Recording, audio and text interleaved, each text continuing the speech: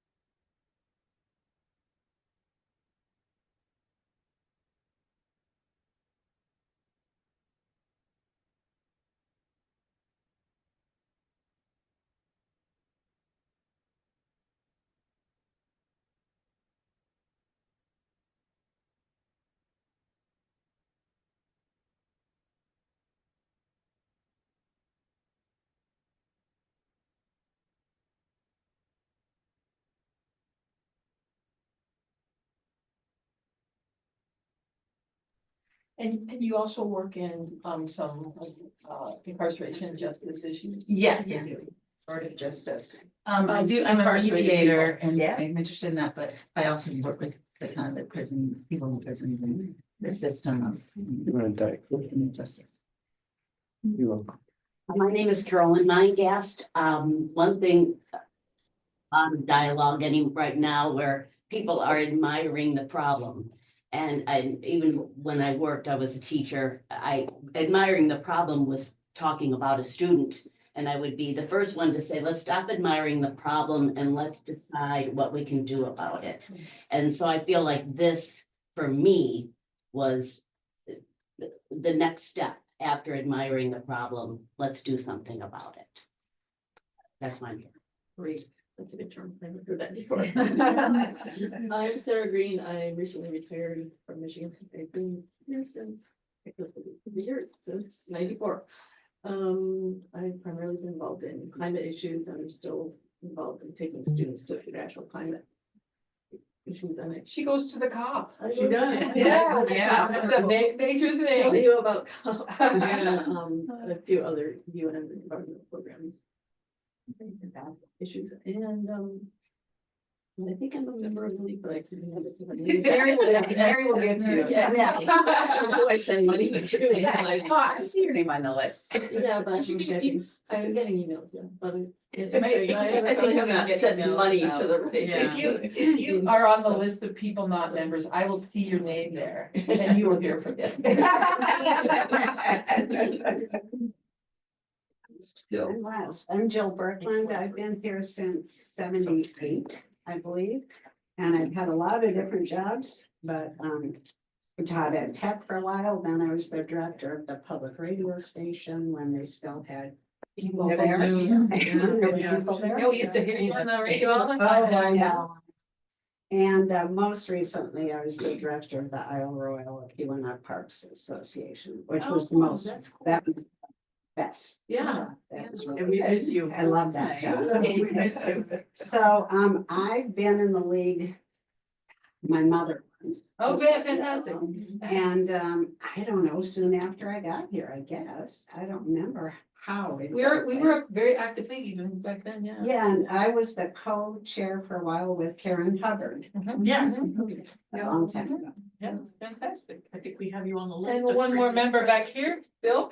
I'm Bill Fink, and I'm proud to be a member of the league. I worked for the National Park Service for a long time and retired 20 years ago.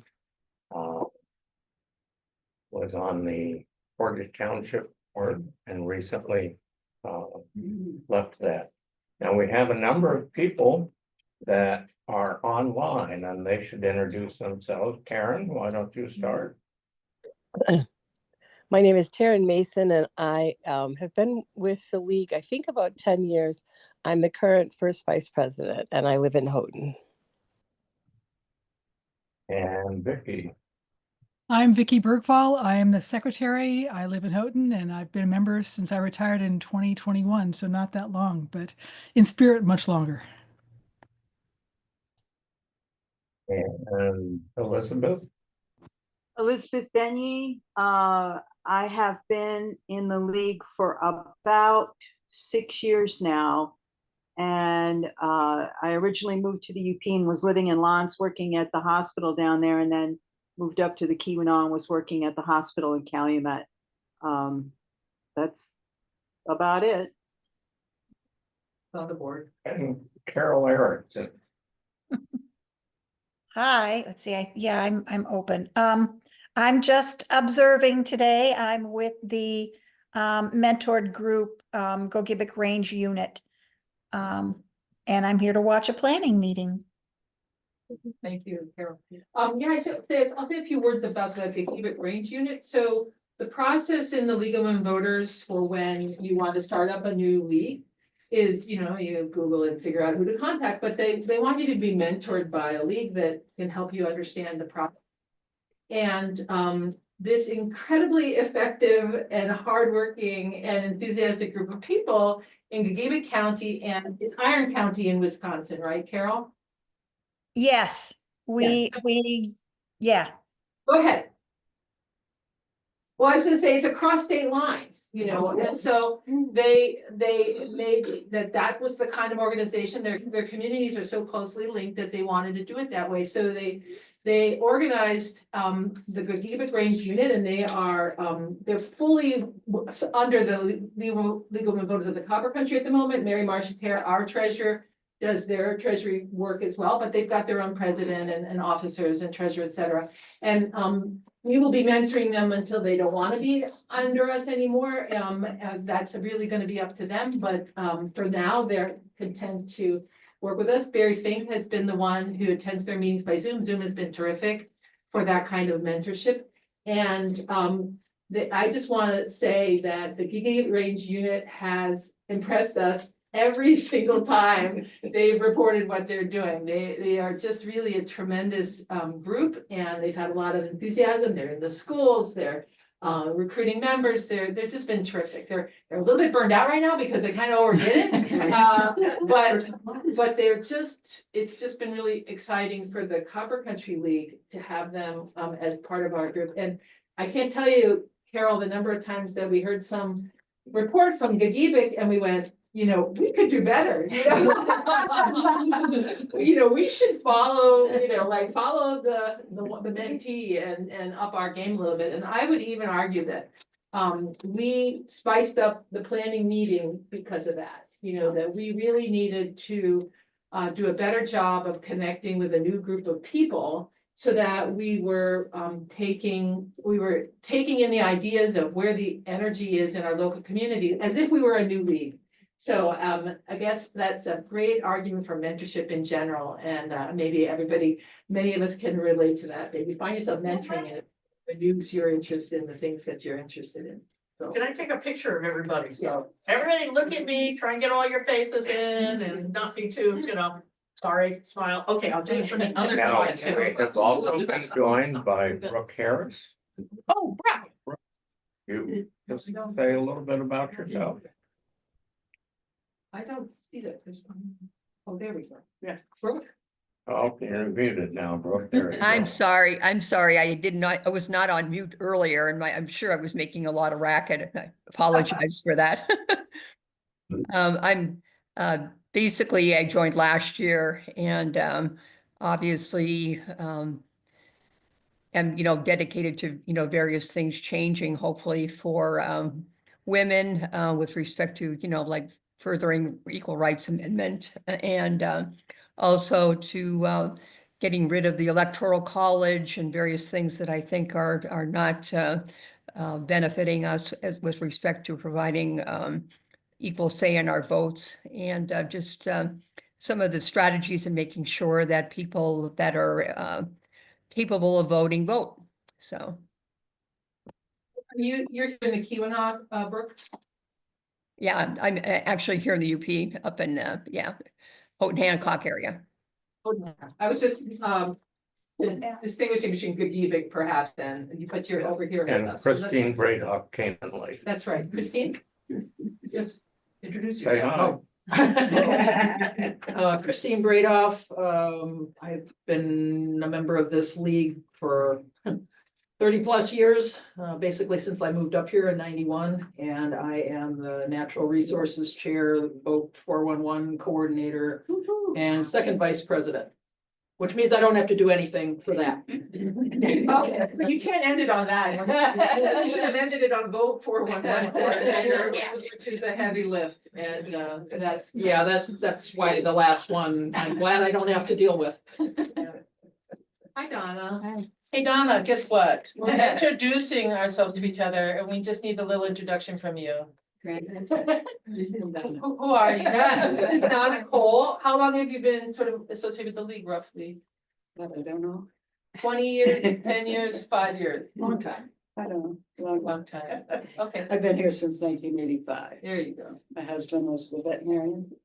Thank you, Donna. And you got a longer drive now. Yeah, I'm gonna move a little further away from you. Okay, Great.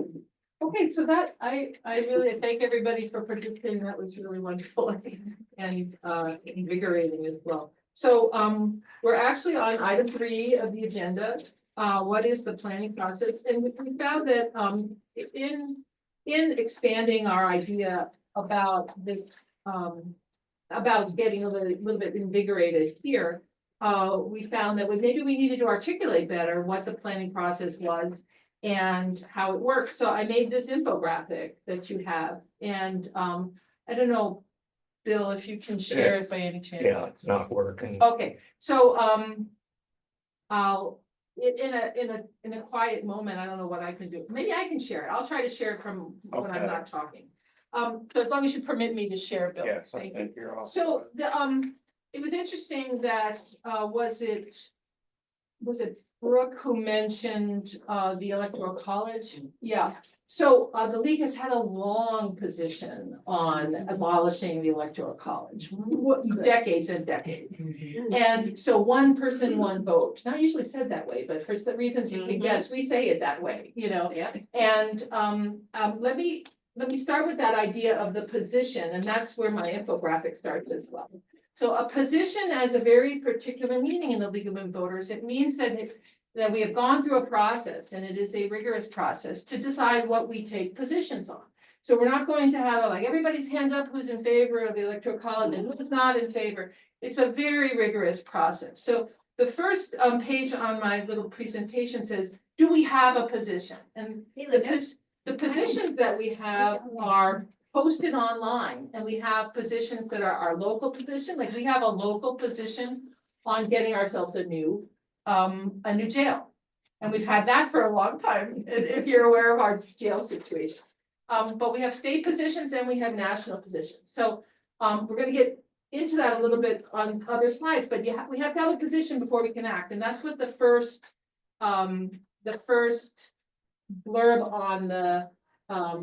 on the handout is about. Do we have a position or not? If we have a position, then we as the League of Women Voters can go around speaking about in favor of the positions that we have. And we cannot just willy-nilly be in favor of something new. We can't willy-nilly just say, okay, we're not in favor of that mine that's going in under Ontonagon. Can't do that unless it fits under an existing position. So we always go back to what positions we have to decide whether we can take action. And sometimes we can't, because those positions are written so that can happen. So that if something comes up, like they're putting a mine underneath Porcupine Mountain State Park, or we can say, well, let's see what we're already in favor of and see if we can advocate. So we always go back to the position. Lisa?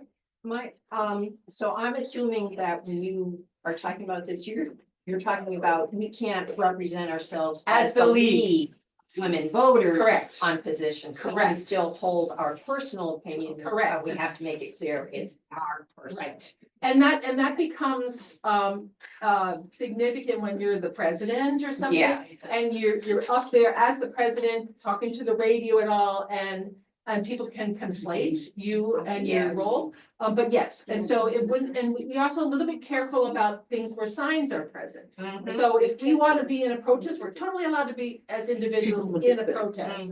So we can't carry league signs unless it's something the league has a position. Christine, you're Okay, so that's the first one. And then the second slide, how do we decide what these positions are? And this is a, you know, 20,000 feet view. It starts with the grassroots. I don't know if you can tell, but that's grass there on the bottom, okay?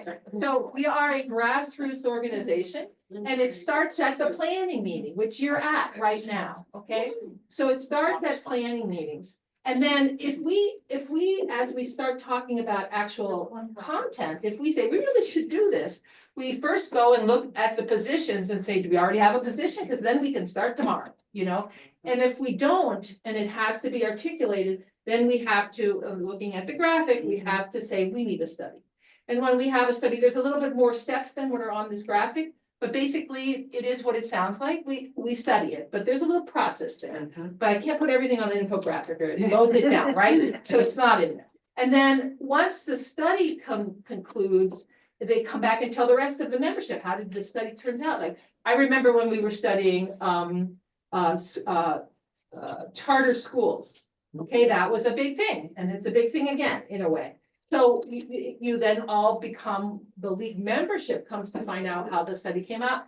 And then if we want to have a position on it, it has to again go through a bit of a process. And that involves also the upper levels of league as well. So it's a process.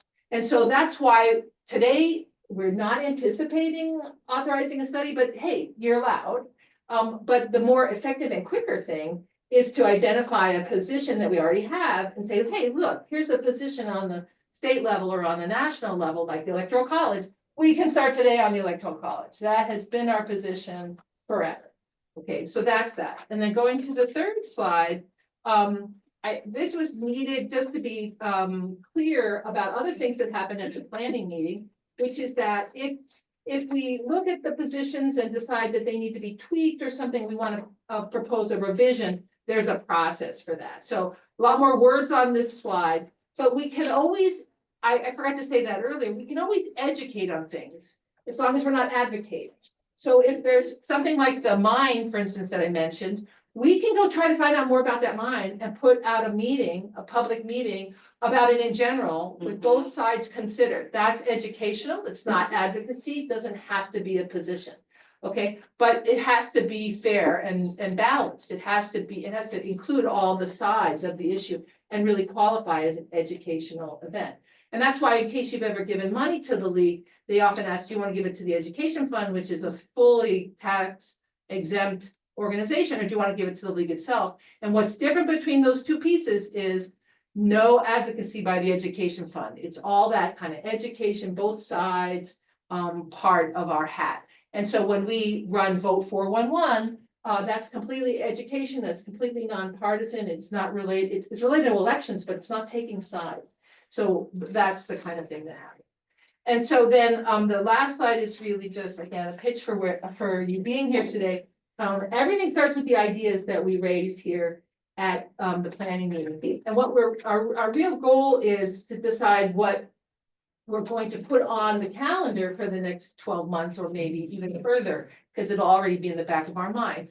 But we want to know, like, what kind of educational events would we like to have? Do we have people who are interested in leading those efforts? Do we have other things that we'd like to we advocate for in our community? And we're putting those things down and finding out what the membership wants. So we invite you here as members to be part of this process. This is us being the grassroots. In fact, we kind of look like my grassroots right now, because all those little heads on two sides of a very long table. So this is our garden of grass, and that's the plan for today. So that's my big. Any questions or comments in addition? I have Yeah. one that I should know, but I don't. Yeah. So there are positions at the national level, the Yes. state level, and the local. Yes. Right?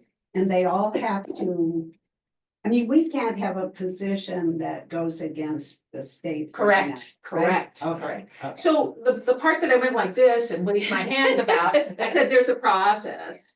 You know, when we attempt to have a position, we report it to state and state goes, oh, we already have that. Or that contravenes the position we have. Or actually, we think that's a national issue, like the electoral college. How would it be for the Copper Country League to have a private opinion about the electoral college? I mean, it's the entire Constitution of the United States of America, only appropriate at the national level. So we can have those ideas. You know, we could say ranked choice voting across the nation. That can be an idea we have, but it actually gets popped up to the level that's appropriate. And so our reporting from this meeting, the board itself, is to tell the board what we're up to. And if we say, we're not trying to change any positions, they go, okay, good, you know, and that's it. And then we go on our way. If they say we want to change something, then their ears perk up and they say, well, let's hear what you have to say. And then they help us back and forth. Like we may have an idea that they go, oh, you know, last year at National Convention, somebody in Colorado had a very similar position that they popped up about. They looked that up and stuff, and then we could adopt that position by concurrence, like, and then get around a lot of the work because they've already gone through some of the layers, and we could just say, what she said, you know, and then it's our concurrence, you know. And so, but we can also invent wholly new things, or like we might say, oh, we want transportation in Houghton County. We want to advocate positively for there to be a county millage for transportation. We could say that. And then we would, if we could fit it under an existing position, we would just start doing it. If we can't, we would put it through the process and state would say, that sounds local to me. And then they would come down to us and say, you know, that's approved, you know, that is a local, it's approved for that to be in the local jurisdiction. So, you know, everybody is very negative about bureaucracy and paperwork, but there's kind of a reason behind some bureaucracy and paperwork, I'm with you, you know, burn them down, but sometimes there's really a purpose. Mary? Yeah, I was gonna say, we're an outbreak from the suffragettes. So as soon as outgrowth, yeah, I like outgrowth. I'll just interpret Mary. And so they did deliberately set up our structure so that we would mimic the way Congress works and the laws. And part of this was to educate women on this is the process to get bills through. And also to be a little bit slow in things, but that was the main reason, was to train us how to work with the legislatures. Well, and another thing too, is that most of the positions on each level, except maybe for the local level, are deliberately left somewhat general, so that, you know, like, for example, we do have a position on the Keweenaw Waterway, which is kind of to call attention to our local water. But that position would probably fit under, you know, one of the more general water related positions at either the state or the national level.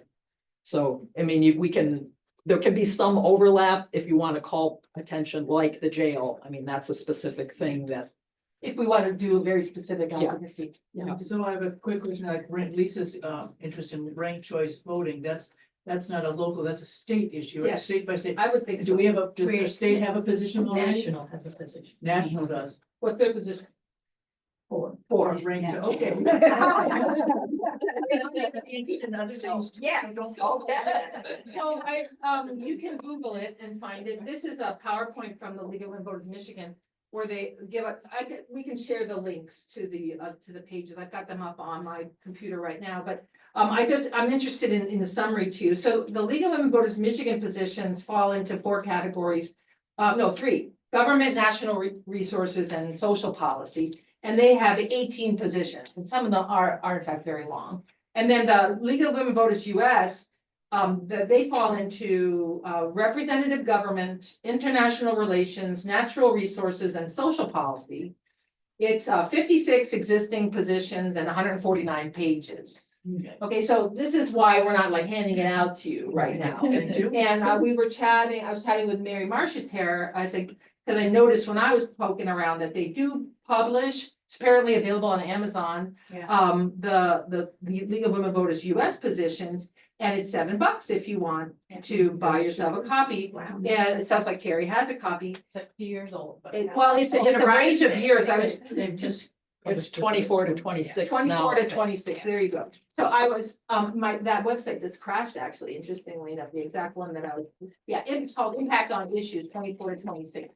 And so that, so those are up there, but Mary was commenting that although we in the past would have paper, it's just so much easier to find things digitally anymore in terms of like, where in this large document might they mention this? So, that's like the first place to go when you're trying to track down whether that's why I brought mine up in case we needed to do. I did have an issue though, searching the national website, you know, as a league member.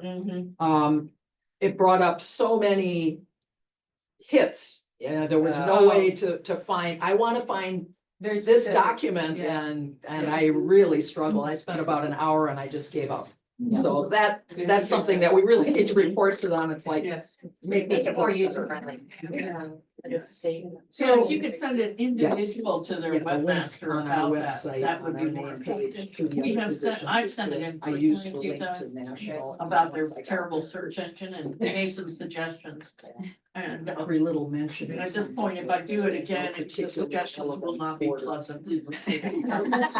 So please, everybody, when you get a chance. Before you send it. Yeah. Can you comment on, we were just talking about the Copperwood mine, and we are interested in taking the position, but it needs to be a state position because it involves. Did you get that back state from funding. state? Not only that she's gonna be working on it. Yeah. But I just wondered if you wanted to comment on that, like how some things have to be Yep. decided at a state level, if it's a statewide Right. issue. So, if we as the local league, want to start advocating on something, we do rely on the experience and, of the people who've been in the league a bit longer to try to decide whether this would be something that, impacts the state or local. It is incumbent upon us. There's nothing that forces us to do that, and what happens is you get your hands slapped. If you start acting on things that are really state wanted to know you were gonna do that before you do it. Salad, And so cheese. we try to be proactive in that way. We try very, salad has been associated so long, keeps us out of trouble a lot. But I did manage to get in trouble myself once. So I do know that that's possible to do. And so, yeah, Who ordered the chef salad? I did, but I asked for French, but I Oh, don't care. that's It's fine. It's good. I like. No, that. because I have one with French. Oh, you do. so It's this just on is the somebody side. else's. They Yeah, just this put it on is- the side, they didn't pour it on the salad. Yeah, no. But it's. somebody somebody else So did has somebody exactly. order raspberry? That's the question. Yeah, that's, otherwise. We ordered a Griffin, and I ordered Griffin with ranch on the side. The raspberry. But I'll take that one, if you made that, just take. Well, no, we have them all made. made. Set it aside and see if we can figure it out. Okay, so does that address what your point was, Joan? Yeah. Yeah, so we are in contact with, and now that with the internet and with Zoom, I should stop for just a second since we paused, because Craig Waddell has joined the Zoom. Craig, can you unmute yourself and just introduce yourself? That's what we've done with everybody who's present at the meeting. Mute. You might have walked there. Yep. Hi, I'm Craig Waddell. I'm a member and I'm also on the Houghton City Council, but I'm just here representing myself. I do have some notes that I could forward to anyone who's interested from November of 2021, where I did quite a bit of online research on bills in the Michigan House and so forth on ranked choice voting and on a statewide group that's trying to organize people around ranked choice voting. So I'm happy to send those to Faith if you're interested. And yeah. And since I'm newly paying attention to the Zoom, Elizabeth Benny has her hand up. Elizabeth? Yes, I wanted to reiterate or focus on the fact that the reason why some of the structure is designed the way it is for how we deal with positions and getting to that final step is we try to take great pains at being nonpartisan. It's very, very important for the league to try to uphold to that standard. And sometimes it can be an impediment, but it's an important impediment. Great, thank you, Betsy. Okay, now, where would I turn? Are there any other comments at this point or questions? Okay, so referring to my agenda here, well, food is coming and, so probably in the middle of what we'll do next, we'll just stop because we want to eat our lunch. But the basic idea at this point, now that everybody kind of knows the process or feels free to ask more if they don't feel they know the process, is it's really an open discussion of Raspberry vinegar. programs, education. And then I things- have spinach salad. Things for us to do, like what are our priorities? If you, we're hoping that there are gazillions of ideas here. Which will mean, of course, that we'll have to sort through them. And we are always looking for the people who will, be part of these teams that will do these events. We will always be vetting ideas through the programs, because if we don't off the top of our heads or through the tips of our fingers, find out that we do have a position on that issue, we'll have to look it up and all, but this is the grassroots part where all the ideas come in. And then we try to figure out what we're interested in, so as soon as I stop speaking, the floor is open for anybody to talk about anything, but we want to do it as a group. So that's not time for, neighbor to neighbor chat. It's time for everybody to hear what people have to say. And that's it. That's the entire rest of the agenda. Okay, and I'm about to stop speaking. And I'll just mention that when we have our annual meeting in April, we also, discuss the, and especially if we've sifted through this stuff, as a board. And, it's kind of seeing which things seem to kind of rise to the top. That can be brought up at the annual meeting, and then all the members can decide, is this something that we really want to work on? Yeah, and I would also say that if you think of something in a week, you just like email the board and you say, this is interesting, we write it down, and then it's in the back door. But this is really us talking to one another and everything that brought us here, that's all. There's no closed door on any of this. Yep, there We can could be new change- issues at We could any time. change, exactly, we could go, this appalling thing has happened, we have a position, we're doing it in 7 minutes, we can do that. That's totally allowed. We're totally allowed to do that, as long as there's a position. Chrissy, do you want to talk about recycling? Oh, wait, just 1 second, Linda. Yeah, I'd like to introduce Oh, myself. I I'm forgot Linda. almost everybody, because I am a former board member and I'm not seeking a seat on the board. I just came to see how everybody's doing. And I wanted to thank Mary Marchitier for not removing me from the mailing list of the board issues, because I have been keeping up with trying to keep up. I'm just too lazy to remove your name. No, I know you're there in the background, Linda. Linda was observing the county board for many years, getting through the last. Griffin salad, raspberry. Griffin salad, ranch. Thank you. Griffin salad, but I didn't. Also, I don't apologize. Nothing to you, but I'm not really here. Okay.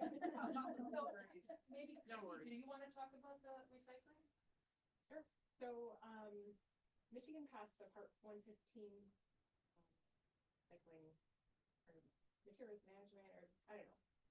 Sorry, I forgot my paper, so it would just be off the top of my head. Yeah. But so a couple of years ago, Michigan passed this, and each county has to create their county plan for materials management, and our county is working on one. And they have a materials management committee that meets every 2 months, I believe, and then now they have a materials management planning group committee. And so there's different people from each part of the industry. Like there's a person who works for waste management, the landfill, the whole county facility. There's a member from the recycling initiative, on the planning committee. And so right now we have time to come up with a plan. So Whoopiter is working on that. And I just feel like the league might want to be kind of interested in paying attention. Is the process moving along or is it stymied? Is there a will to come to a? The planning committee was just was created. Okay. So Okay. it's fresh. Okay. So. Are you on it? No. You said the recycling initiative is. Yeah. Anyways, everybody who got Okay. San Yeah, Luis. Jonathan Nagel is. So. Oh, yes. Here, just stick it on the table there. I Yeah, cleared I it. just. I don't know who you go for turkey to jump. Feel like That's me. That's. Oh, Want to. sorry about that. And, there may be a state, because it's a state, so the state is giving money to create new plans, and there's gonna be money, for infrastructure as well. So we wanna make sure that we, the county community that, plans get done properly, and that, it encompasses everything that we need and want for our area. And the state specifically states that county does it rather than the city, because right now we've got every entity is doing something different. It's part of this. The township and. Yeah, but the county, it would be a county-wide plan that you have to come up to the county choices. I'll take care of it later. Thanks. Okay. And so the recycling initiative is going to be looking at people in each township to kind of encourage their township officials to become part of it, to be interested. And we also, Jonathan Nail at our last recycling initiative, he said that he would like to. Ultimate grilled cheese with an extra plate. More volunteers involved and. Ultimate grilled cheese. Meeting about. Giving more details about volunteering and then also, kind of like an advocacy thing, so I didn't know if the board under the legal women voters could be kind of helpful with that. If there is a state, thing, then maybe it would be easy, but, just like how you guys. A meeting at the library about being on board. In the past years, I think, so he was talking about like. How we could streamline, encourage people to or, just in general, like, maybe the league could help kind of like. Ultimate grilled cheese. Encourage like specific ways to advocate or, like what you would want to say exactly to. But yours was on people. Yeah. Yes. So, interested in educational role for the. Yeah. Increased participation. Yeah. All aspects. Yes. All right, I've got that written down. Yeah, thank you. Ideas. Do you guys want chips? Are you looking at it for ideas on? I'm looking for ideas for things for our local league to do over the next 12 to 16 months. Well, here's one. Yeah. And I have to apologize that, my time bring up last year, I haven't exactly delved back into our positions. We used to have a position on fluoride. Yeah, we still have. Okay. You can listen to it. Yeah. Yes, we have. It might be something that we want to have, kind of on the docket as far as the discussion. If RFK. You want to take they want to take fluoride out of everything. Now, we don't have fluoride in our water. Right? But we advocate for it. Yeah. That can be for, want to kind of keep it in the back of our mind that, how things are gonna change if that makes it. Well, I know back in the 90s sometime, we did, we did review it and we didn't change our position. And we edited it a little bit. But Yeah. We didn't change. But I think it would be good to look at it in light of, anything that's changed since then, because there were a lot of conspiracies at that time, and they've not gone away. But we need to see what the science says. Because there is a new science, article that's starting to link fluoride with lower IQs in I children. just saw that in the news. Yes, however, there are much higher levels than what the US advocates for, Yeah. than the US standard. So that's something we may want to go back in and take a look at. Well, anecdotally, I grew up on fluoridated water in Illinois, and the first dentist I saw up here said, is, "You didn't grow up around here, did you?" And also, I have a high IQ, so. Just anecdotally. Just for your information, our position doesn't advocate for fluoride. It advocates, for following, best practices as established by scientific authorities, coming through the health department, in case it changes. Yeah, so that was the idea. You want to leave it so that you're following what's current. If you're doing any homework after the meeting, that's a local position. We have a Right. local position on fluoridation of drinking water. Can we ask you to introduce yourself, please? Hi, I'm sorry, I came in late. I'm Christina Owen. I just joined, maybe last month or so. And we were also telling people like maybe how long we've been here and maybe what we do. Like here in town or? Yeah. Well, I went to school here years ago and I came back like 4 years ago. And I'm actually in between jobs right now. Okay. So Turn I it got some free around. time. Well, always grab it. Yeah. Also, if you know anyone hiring. Great. You want to get married? Mary's. I'm in charge of what? Name Name tag. tags. For Oh, I'm Christina. running out, so we have to Okay. use your suggestion. Yeah, Sarah? if you could pull yours out. Ideas.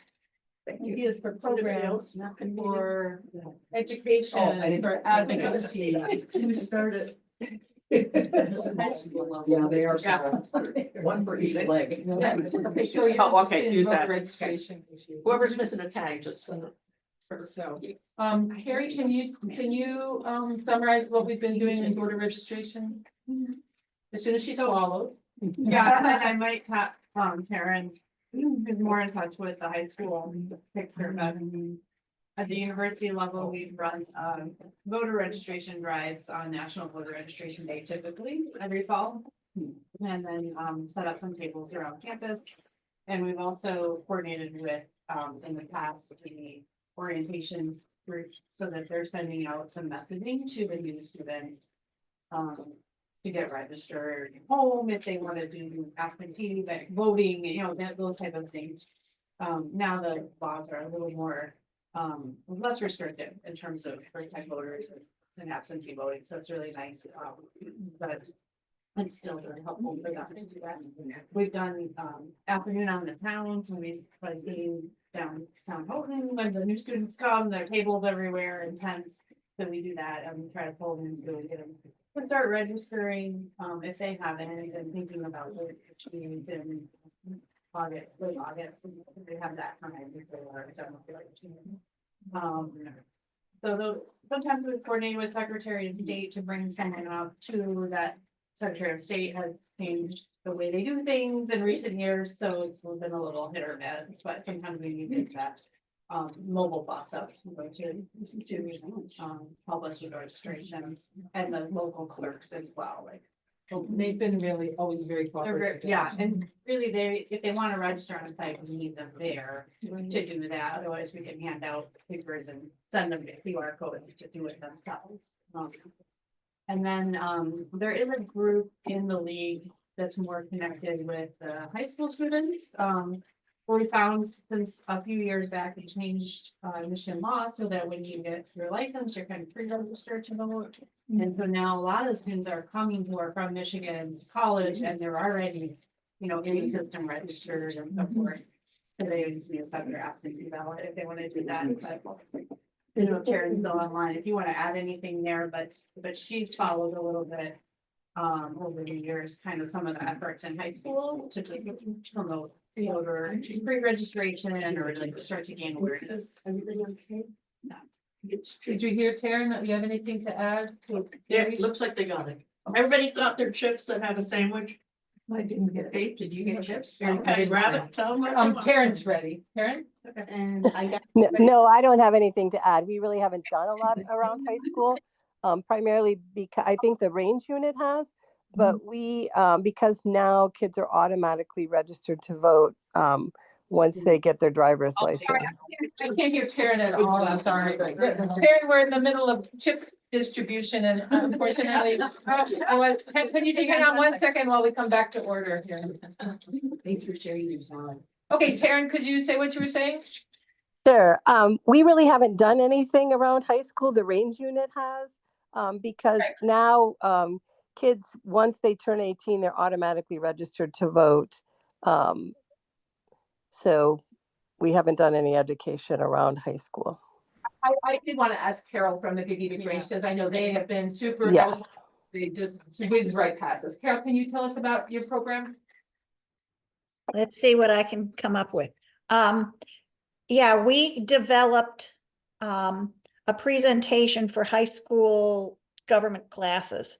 And between 2023 and 2024, I think we hit most of the school districts in Gogebic County. So that would include Waters Meet, Marinisco, Wakefield, Bessemer, Ironwood, Hurley, and I think we may have made it to Mercer.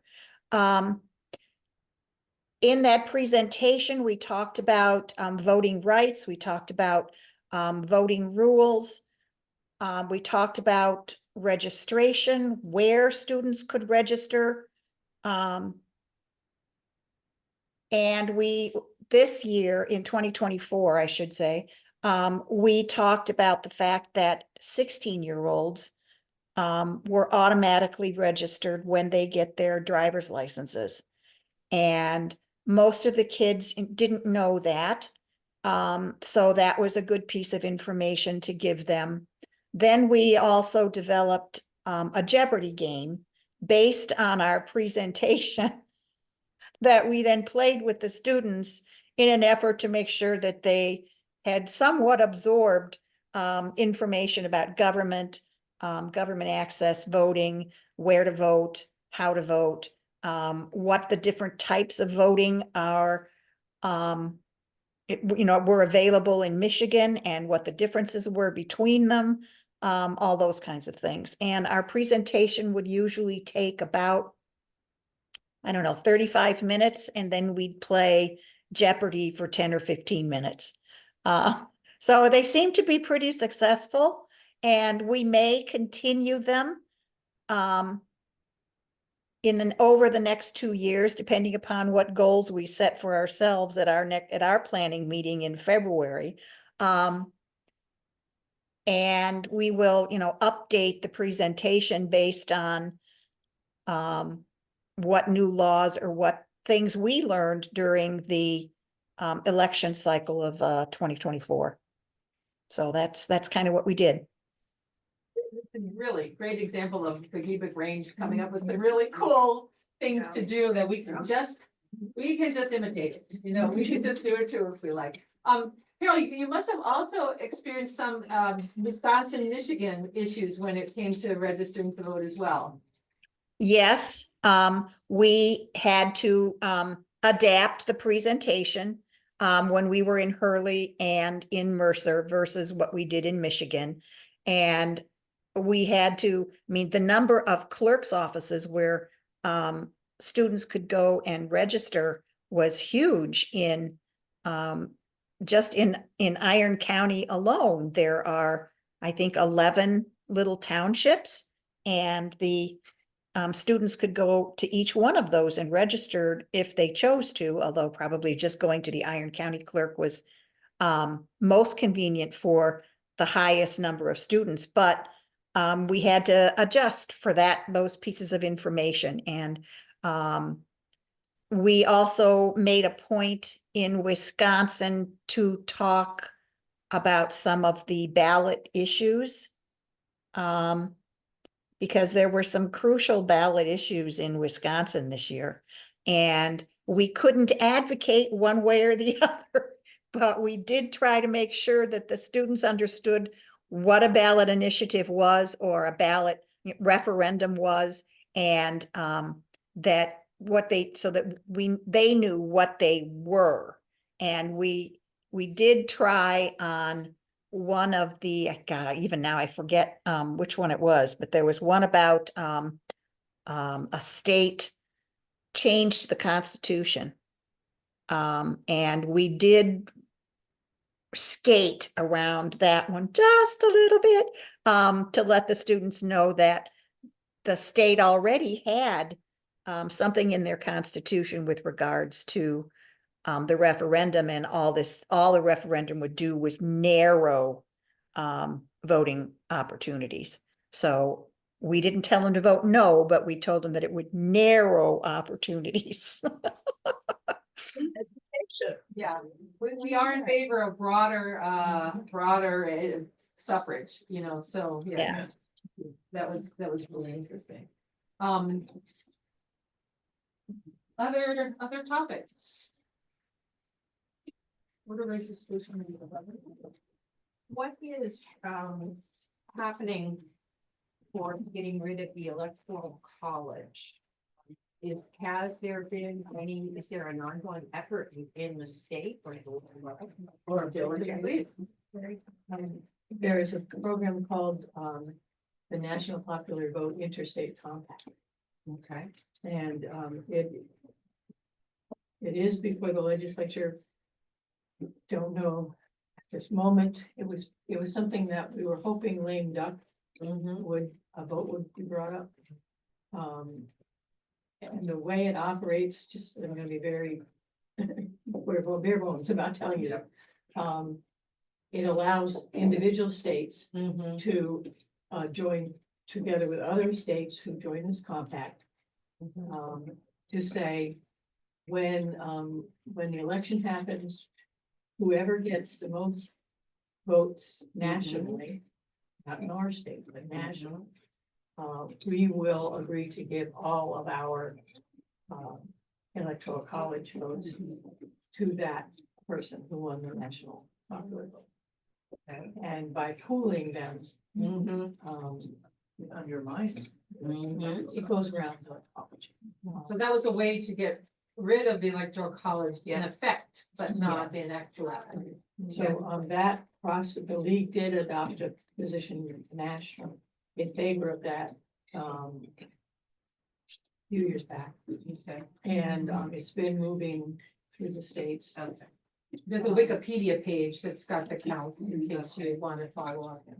Now, I understand, and I'm not up on this, that there's a national, maybe it's just an educational piece, about one person, one vote, that will be available to us. I haven't seen it myself. And it may be addressing other ideas about how to get rid of the college. The league's adopted in 1970s position against the college, but it requires a constitutional amendment, which is a very difficult. So that's why the compact was designed.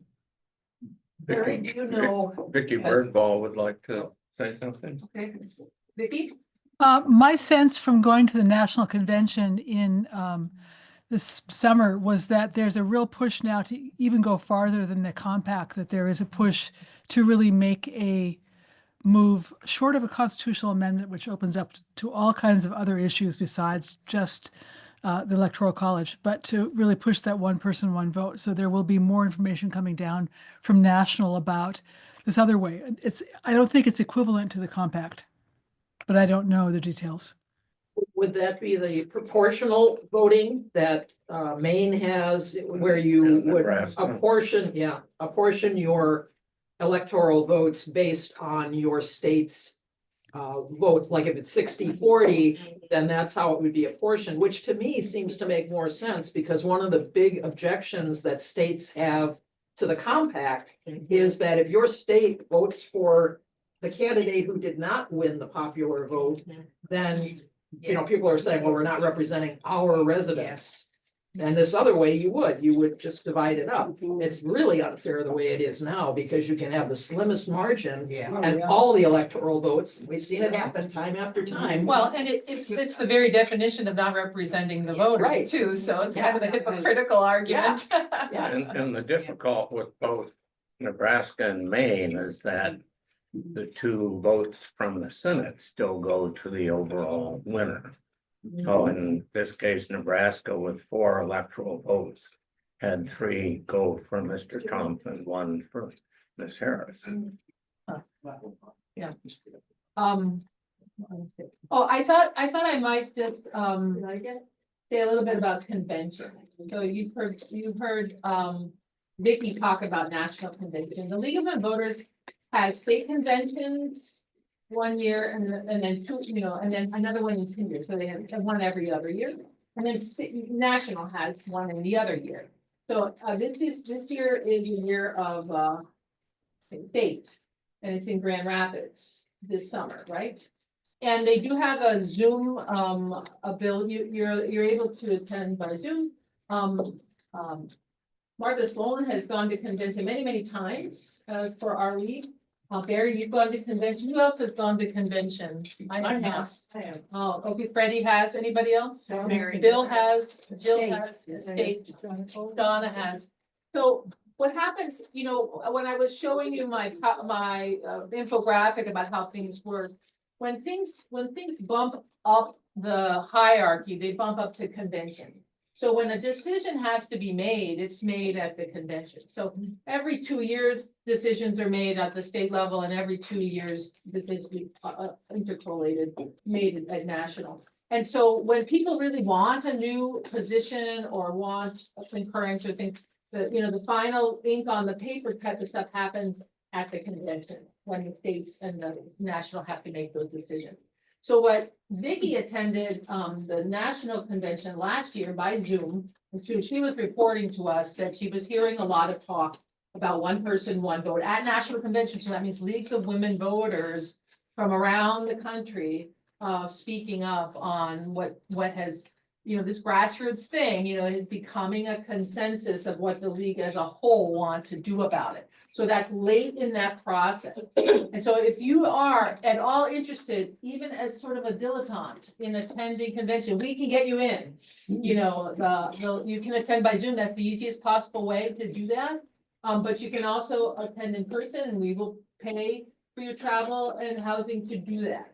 So if that's sparking any ideas, we'll file that away, and you don't have to think, I don't know what I'm doing. Vicky will tell you that she mostly has done local things, and we said, go, we want somebody to go. When we don't go, which can happen, nobody from our local league maybe wants to go, we can give away our votes to other leagues, right, Barry? Yeah, so, why would we do that? We don't want to give away our votes, we want to, cast them ourselves. So, Lisa. Are there limitations on who can vote? In other words, does Yes. each league Yes. allow one vote or something? Barry's chewing, let's give him a chance to stop chewing, but the answer is, there's a system for that. Okay. Yeah. Is it based on size? Based on membership. Yeah. Okay. So, so that's why you don't kind of want those votes to go cast in principle, but, but it would be better if it had, if how those votes are cast comes out of a knowledge of what our local league has its own particular flavor and opinion about. But you're not required to do what we say. We don't vote on how you vote. You are a representative and you vote how you think you should vote. Vicky has a comment. Okay, but Vicky? Yeah, just to add a couple of things. I find it really interesting and very instructive to go, but also very important to attend, since I went on Zoom twice now, to attend the meetings beforehand to tell you how to vote, because a lot of people were still raising their hands and it wasn't being counted. You have to have applications to vote. But I wanted to say that if we don't send people, those votes go to downstate often as mopping up our extra votes. And that's wonderful. I'm glad to have them go. But I do think it's really important that, particularly as a rural league, that we get our ideas represented as well. I have to say, I'd probably be interested in going to state this year, but my son's getting married the next weekend and I'm kind of busy, so I won't be volunteering to go. So we need somebody, but I really suggest that even if you are kind of scared, maybe go on Zoom the first year, but I think it would be wonderful to go at some point to state. I was sick with COVID when it happened twice a couple of years ago. So thanks to Barry and Bill for picking up my seat. But I do think it's really critical that we send somebody down there just to mop up local ideas. I was really impressed by the youthful energy, for example, of the Maine people about getting young people involved. And I'd like to try to figure out how to clone some of that energy for our local group, because if you look around the table, most of us have whitening hair.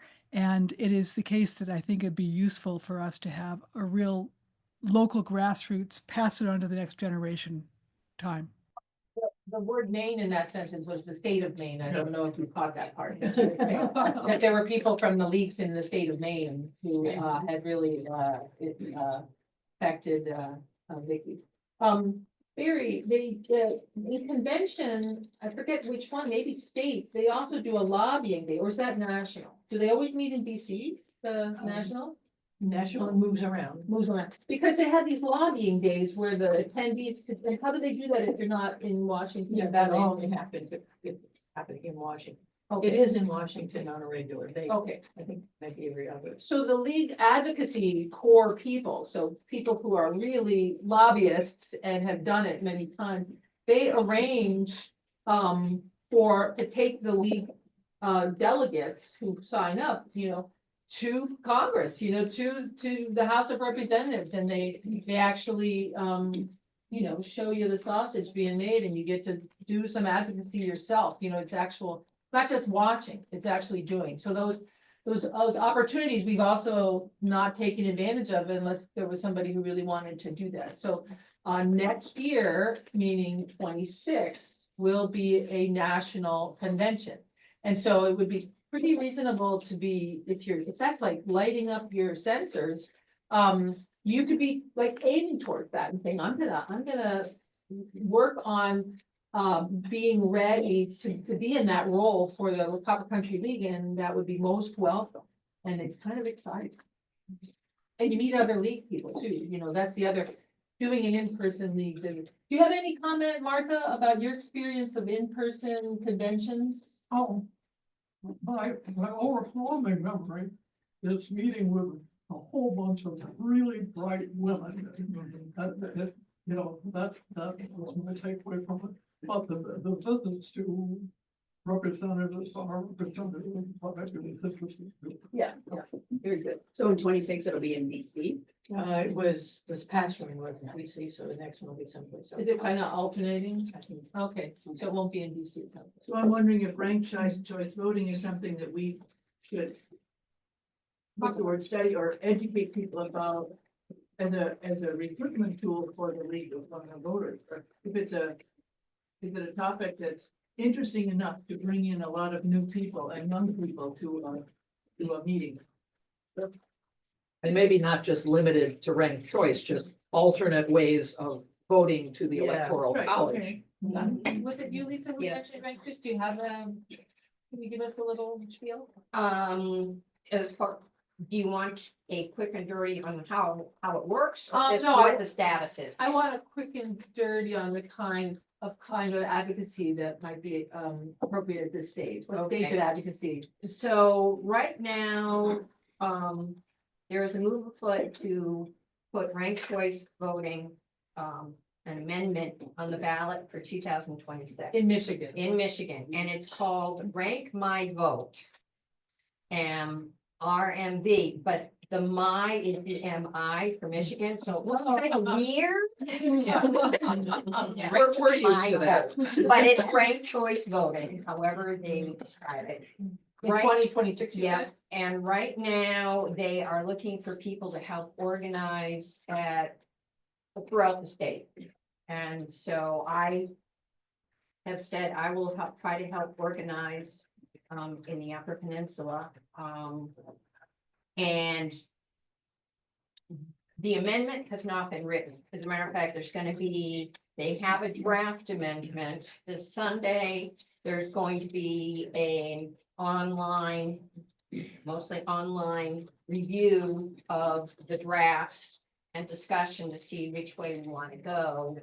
And they're hoping to come up with, at least to determine what form ranked choice voting will take in Michigan in April or May. Once they and the biggest thing is primaries. how do we want to do primaries? We could either do primaries like Alaska does, where they pretty much said, we're using ranked choice, we're not really doing primaries, we just go in and do one vote. Or we can have primaries that require ranked choice voting for. And the feeling is that that might be an easier thing to do because ranked choice voting is not highly regarded by the political parties because it takes power away from them, which is why I like it so much. But that's one way to kind of, again, we're trying to figure out what is the best way to get this to work with the time constraints that we currently have. Ann Arbor has ranked choice voting, right? Now, there are 5 cities that have passed ranked choice voting. However, they are not allowed to use that because the legislature has said, oh, it's not allowed by the Michigan Constitution.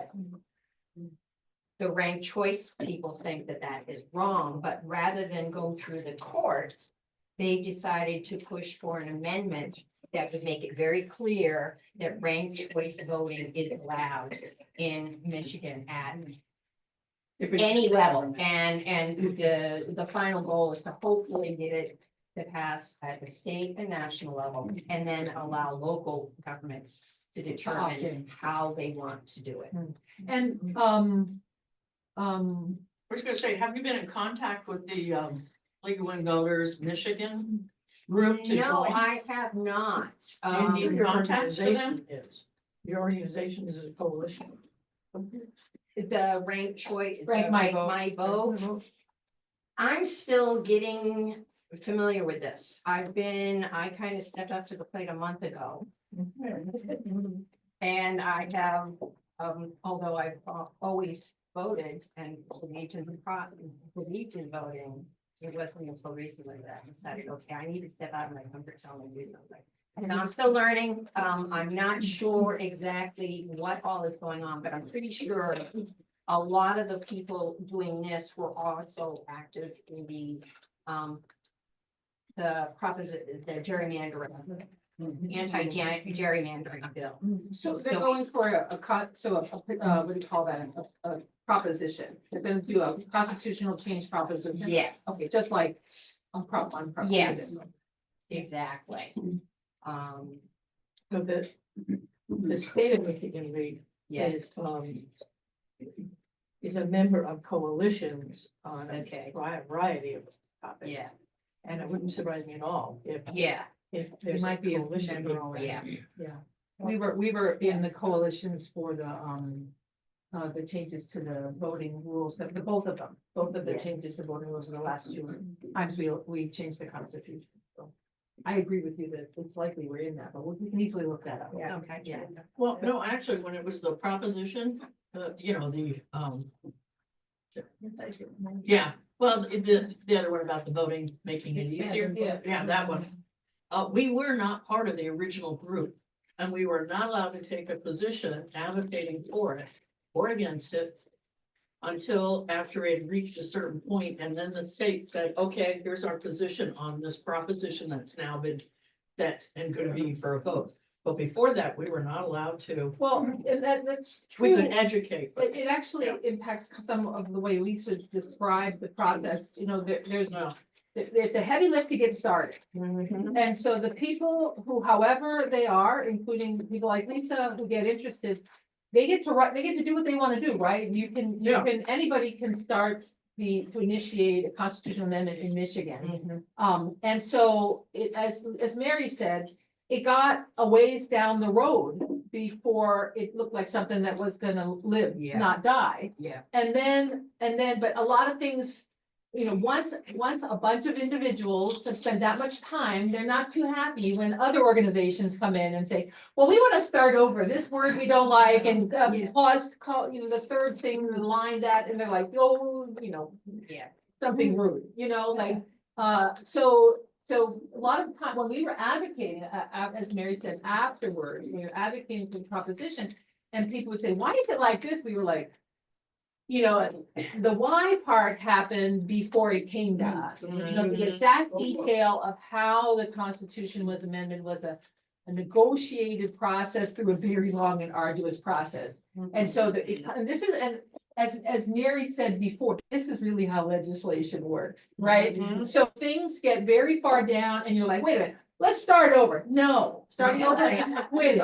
Starting over is saying, we don't want to do this at all. And so one has to learn when one gets involved in actual legislation, not just like shouting out from mouth at a bar or something.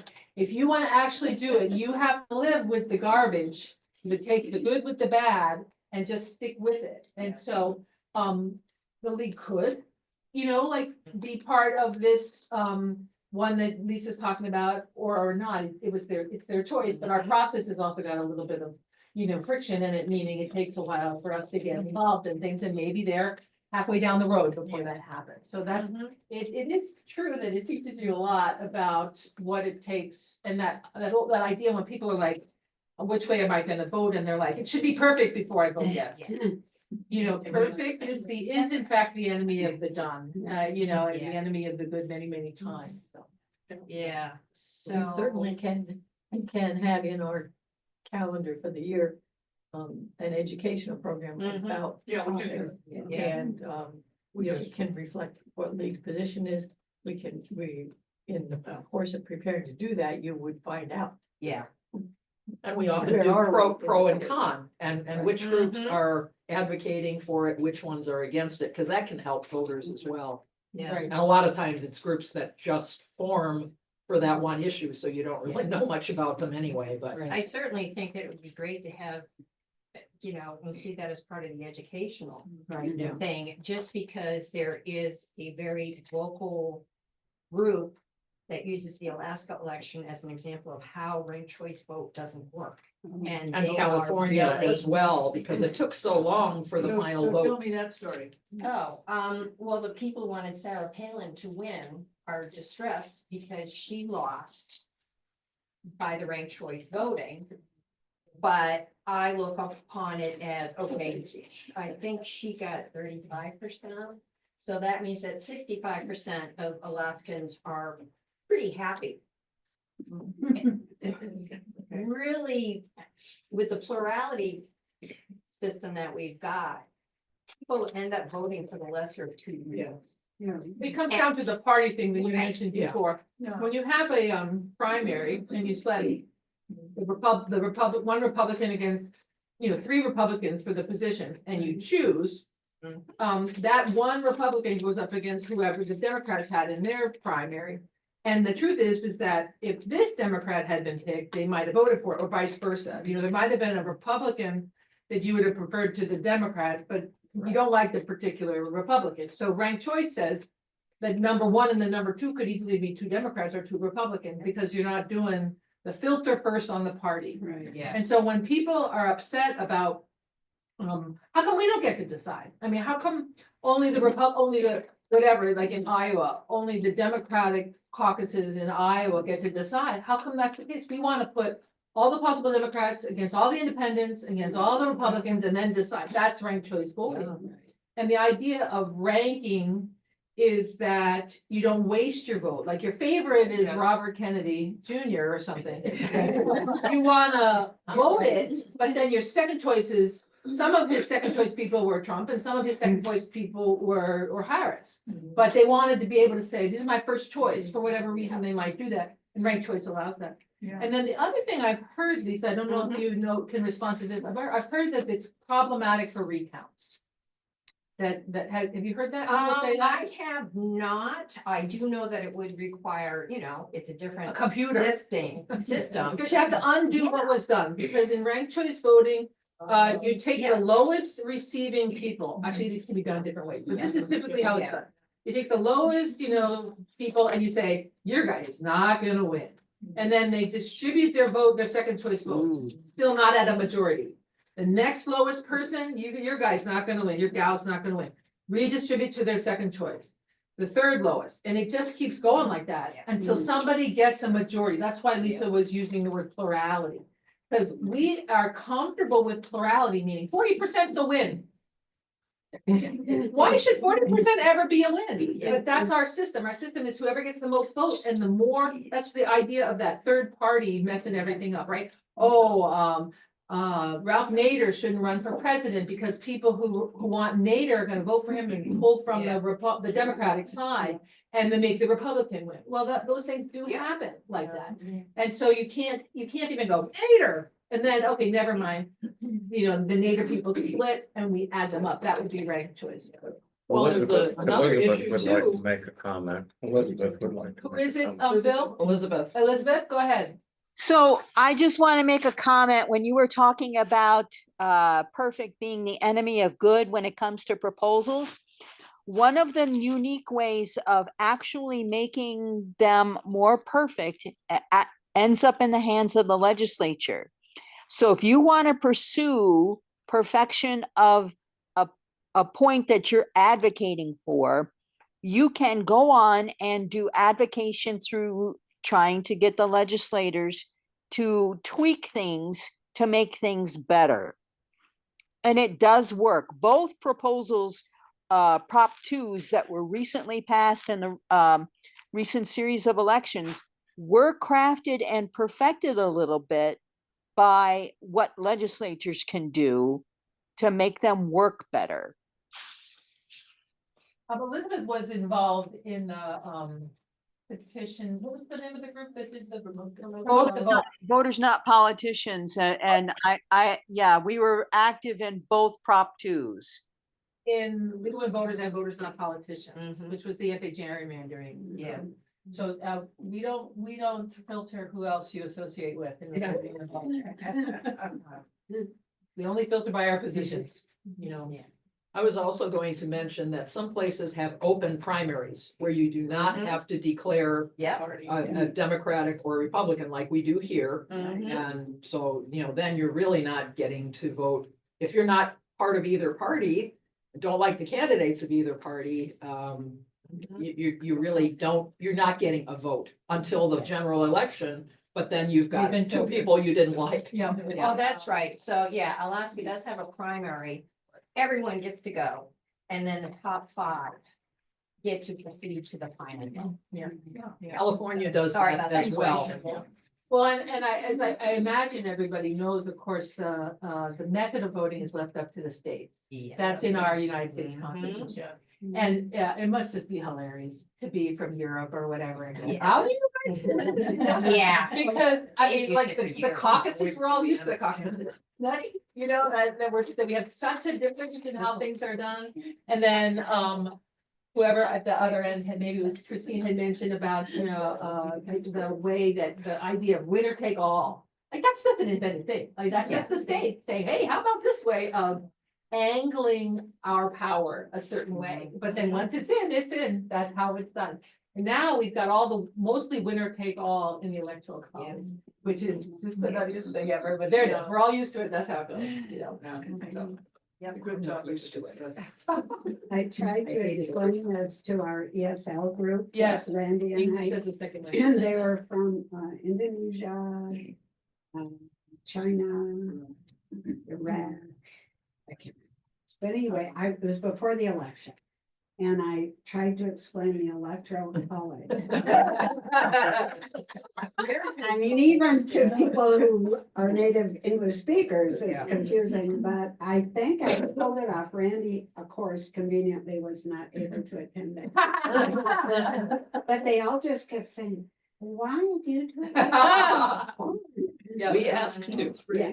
But you know, there's, do you know anything about Switzerland? Switzerland has cantons and they're also very independent like our states. I mean, I learned that from the movie about women getting the right to vote in Switzerland and wait for it in 1972. Yeah, amazingly.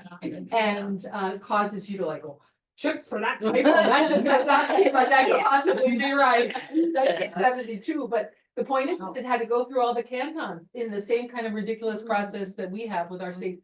We've kind of, in this country, we've kind of forgotten, well, and then this is a bone of contention with many conservative people. We don't think of ourselves as an association of independent states with a lot of power.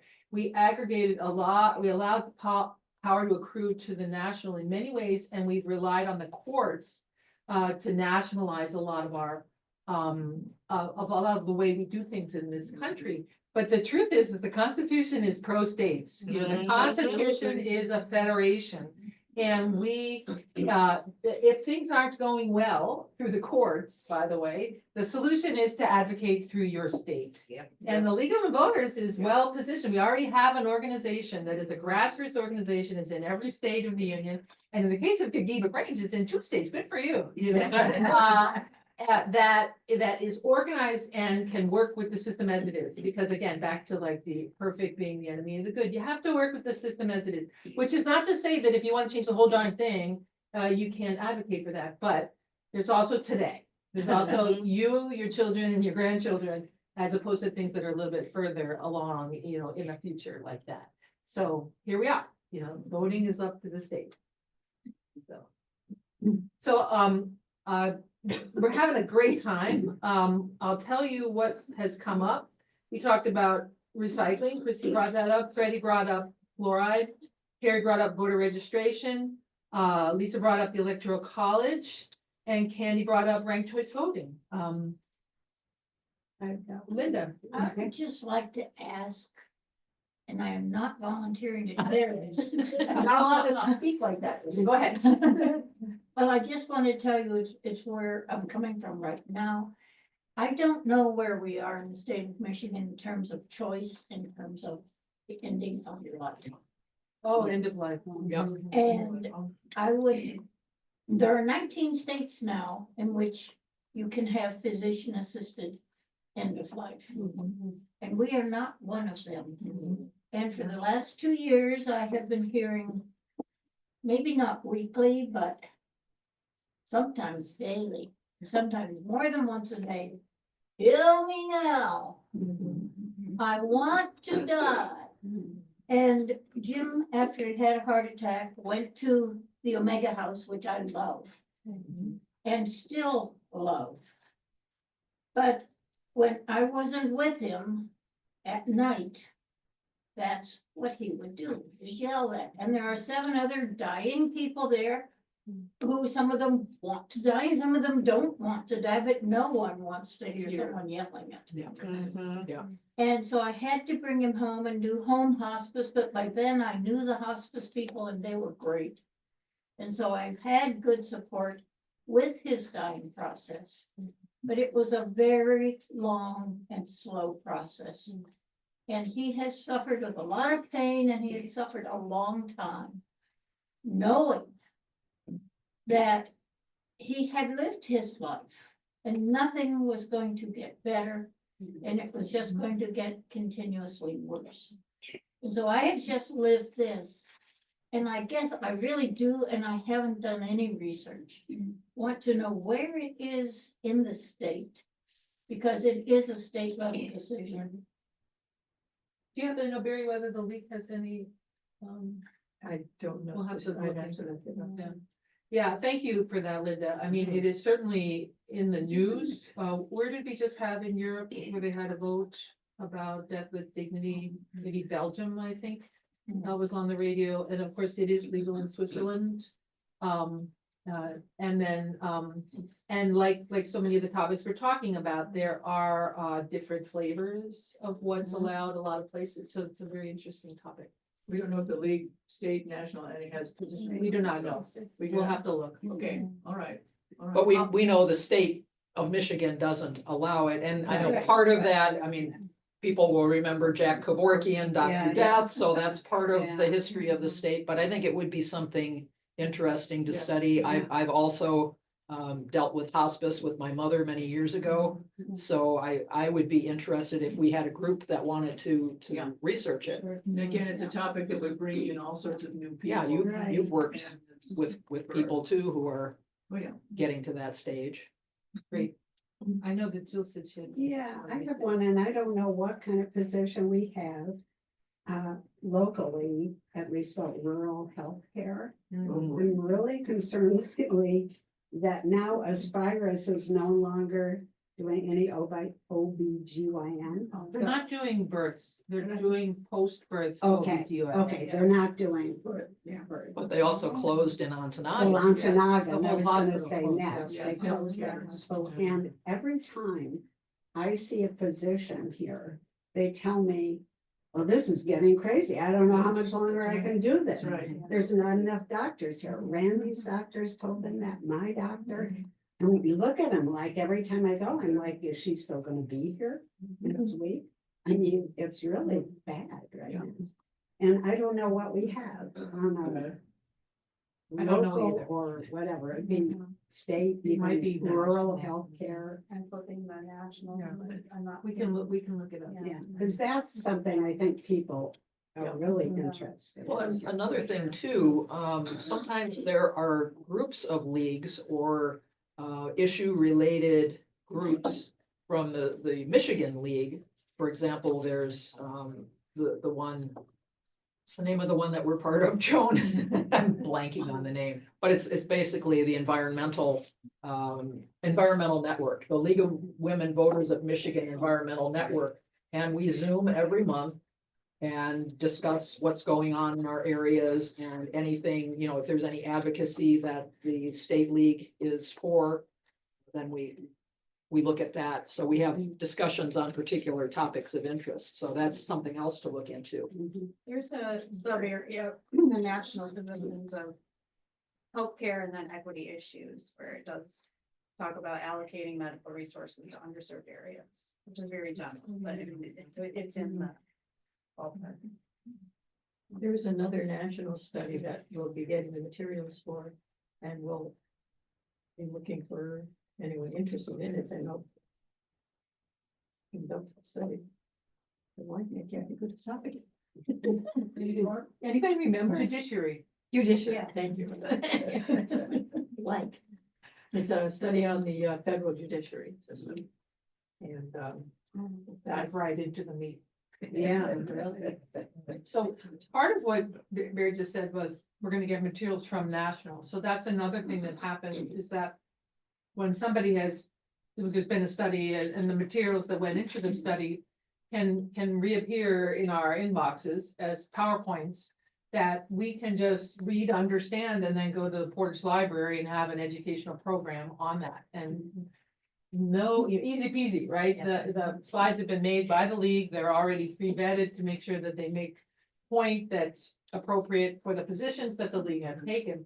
And we do that a lot. It's really quite useful to do that. So But it's important to have some member of our league is interested in, I mean, I hear It's the essential, enthusiasm, yeah. I hear the enthusiasm here. Yeah. And that's essential, that we should do something, that somebody here is willing to, the recycling is willing to lead and add that spirit right to the meeting. Don't I just know think that- the board can do it all.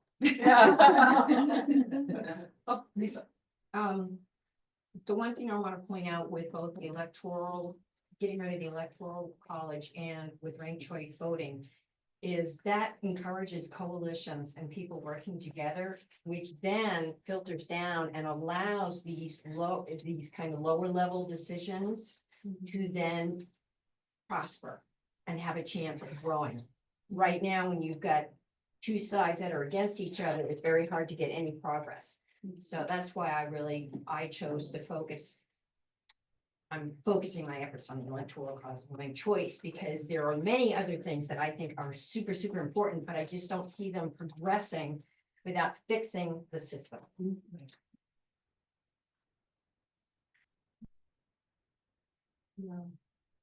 Well, I'm thinking that's true of the recycling, it's true of the end of life. These are not topics that have us pitted against each other. No. And so I think we need right now topics that bring us together rather than. Could that be something that can be an educational topic? Yes, it can. Educational topics we can do on a second drop, just. Yeah, well, you can even volunteer your house and then not be there for. We have two advocates for that. We had to do that one time, our annual meeting or our summer board meeting was at my house, but then I wound up taking a sailing trip with my family, sorry, family first. And, or at least that part of my family. Yeah. And so she ran the whole thing. Yeah, yeah, it's a great organization. Yeah. Wow, okay. I think there'd be a lot of interest in rural healthcare also. Yeah. Yeah. Anyone you talk to. it's having the same. Yeah. And not just people our age, people of all. ages. Yeah. People moving here and saying, well, what doctor can I go to? Can you recommend? Would you have a dentist you can recommend? I'm like, yeah, but you can't get in there. Right, in some specials, they don't even exist. Well, We don't have a eye doctor. Something like that. It's very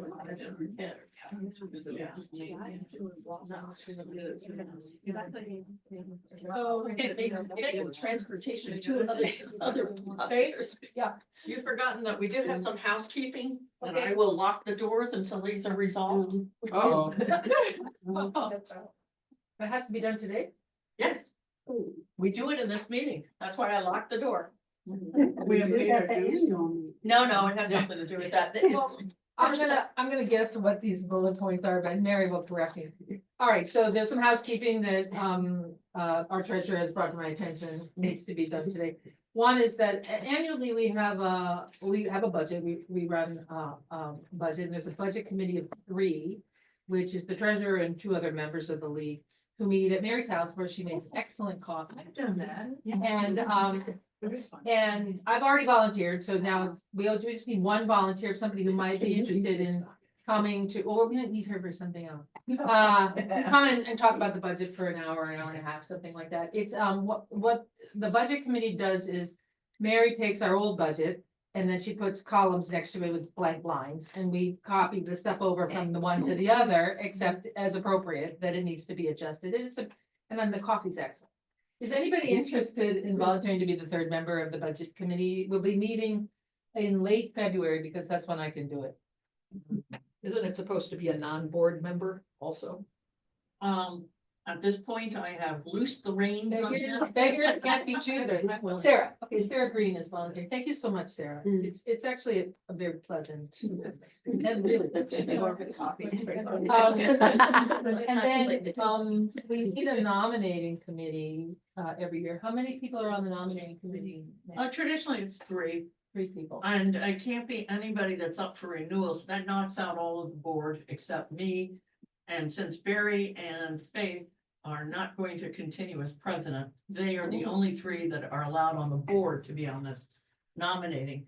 So I'll be on the nominating, so we need maybe another board Meaning meeting. you'll be on the budget, you just said. No, I'm finished with the budget. Oh, We'll we're on nominate. the You're gonna do nominating also? Yeah. Oh, okay. Yeah, I have to. I'm the only one at the time. Yeah. And, So the work of the nominating committee is to get on the phone to people who might be interested in serving on the board. I'll just describe board service at a minimum is attending monthly meetings, which we don't have throughout the whole year. We do not have them in May, June, July. correct.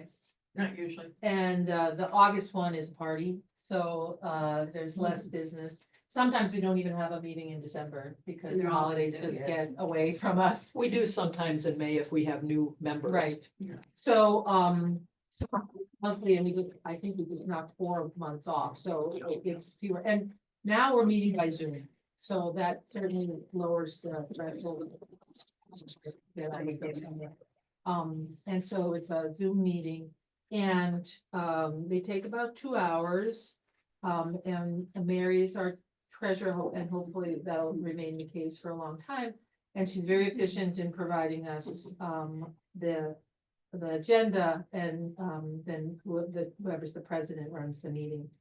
So, the nominating committee, is meant to find people who are interested in serving on the board, and as I said, at a very minimum, it's just showing up at the Zoom meeting and learning about the league through being at the Zoom meeting. And, we usually have you identify a portfolio, but that's really just, announcing your interest. Mine's on voter process. And so others, like I think Christine, yours is on the environment. And so it's really just advertising, like this portfolio really jacks me up and I like it. And then there are also positions on the board. There's president, and first vice president. Do we have second vice president? Okay, second vice president. there's no duty that I know of that strictly falls to the second vice president. Who's our vice president? No, it's, well, and in that case, that would mean currently, if three other people, the co-presidents and the first vice president were not at the meeting, we're not gonna have a quorum anyway, so Yeah. I'm not going to have to run it. Who's our first vice president? Taryn. Oh, Taryn. Taryn, oh. Yeah. All right, let me mention something about what's left. Everybody who's currently on the slate to renew, except for one position, have all said yes, they will re-up. So the only positions we're looking for is we need a president, and we just need any new directors that wish to join. Those are the only two that we have to. And we're really interested, that's why I'm talking about the minimum necessary. Well, there really is such, you can be as active as you want, but if you're sitting here thinking, I don't know if I have time to. There is a real live version where you're just using that attendance to learn more about how things work until you feel more knowledgeable enough that you want to step up into more. And that's not it's not a derided position. That's fine. You know, that's a mentorship position type situation. So the nominating committee calls around to members and tries to get people to join. When I was recruited to join, to join the board, I said, no, I'm working full time and I've got all these things going. And I did that for a while and it kept popping up into people's lists. And then eventually one time I was at my sister's house in Colorado and Barry somehow got through to me on a cell phone or something. I mean, you remember, and I just suddenly realized that it wasn't true anymore, that one of my favorite sort of self-motivating phrases is, you have to be who you want to be. And how being who you want to be means kind of what Lisa was talking about earlier. He said, someday, maybe not the first time, but someday you go to the meeting. You volunteer to be part of the organization. You decide to lead it. Someday you do, because I always wanted to be the person who was active in that way. And I had good reasons why I wasn't when I wasn't. But at some point, you do have to be the person you want to be. And so I decided she caught me in that frame of mind, and I said I would do it. And so I joined the board, however many years ago it was. So I would just encourage you, if you get a call from the people we're about to recruit to the nominating committee, that you think about it that way. And we won't hold it against you if you say no, but we're really hoping. And thank you for coming here today. We're hoping that you would be interested. And by the way, our terms of office are 2 years, but people are allowed to resign. We're not, this is not the gulag or anything. If you sign on for a year and go, actually, it turns out that was too much for me, you can resign. And we will not hold that against you either. So that's my pitch for that. So is there anybody, and the upside of being on the nominating committee is you can't be tagged to be nominated because you're on the nominating committee. So it's protective. Well, It's like an inoculation. Faith and Barry, which one of you wants to be on the nominating committee? You'll find me an extremely ineffective member of the nominating committee because I sort of have telephone anxiety. Like I hate calling people. Barry, can we strong arm you? Good. Okay. The nominating committee is only gonna operate from February to April, right? Yeah. So it's they really get the short. job done, and Mary outlined the job, which is to find a president and We need to another victim. and to find more people who are interested. So is anybody interested and willing to serve on the nominating committee? Somebody without phone anxiety.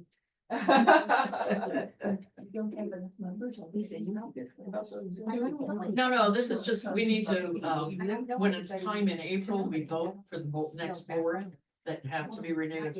And so we need a nominating committee to fill any of the empty spaces. And the big one is president. That's always the hard one. Yeah. So do I have a volunteer? Because I'm gonna close the door and we're not leaving until I get a third person. Mary. Be So afraid, is people. there anybody on Zoom that I'm making? No. Oh, yeah. Taryn wanted Vicky to be president. Taryn is up for it. Yeah, She there's cannot. only the three No, but- board members. She can't be on the nominating Yeah, committee. can we nominate her to be president? Does she want to be president? You That would may be- ask- you that's may the ask- committee's you work. may It's not ask our work here. anyone you like, that. Yeah. And I will say that I have said this many times, I will not accept any nomination to be president, so I'll make that clear. I'm happy doing what I'm doing, but I do not want to do that. All right, so we need another victim. That's not on the board. For the nominating committee. All have eye contact. I sucker someone into this. Martha's just. help Larry.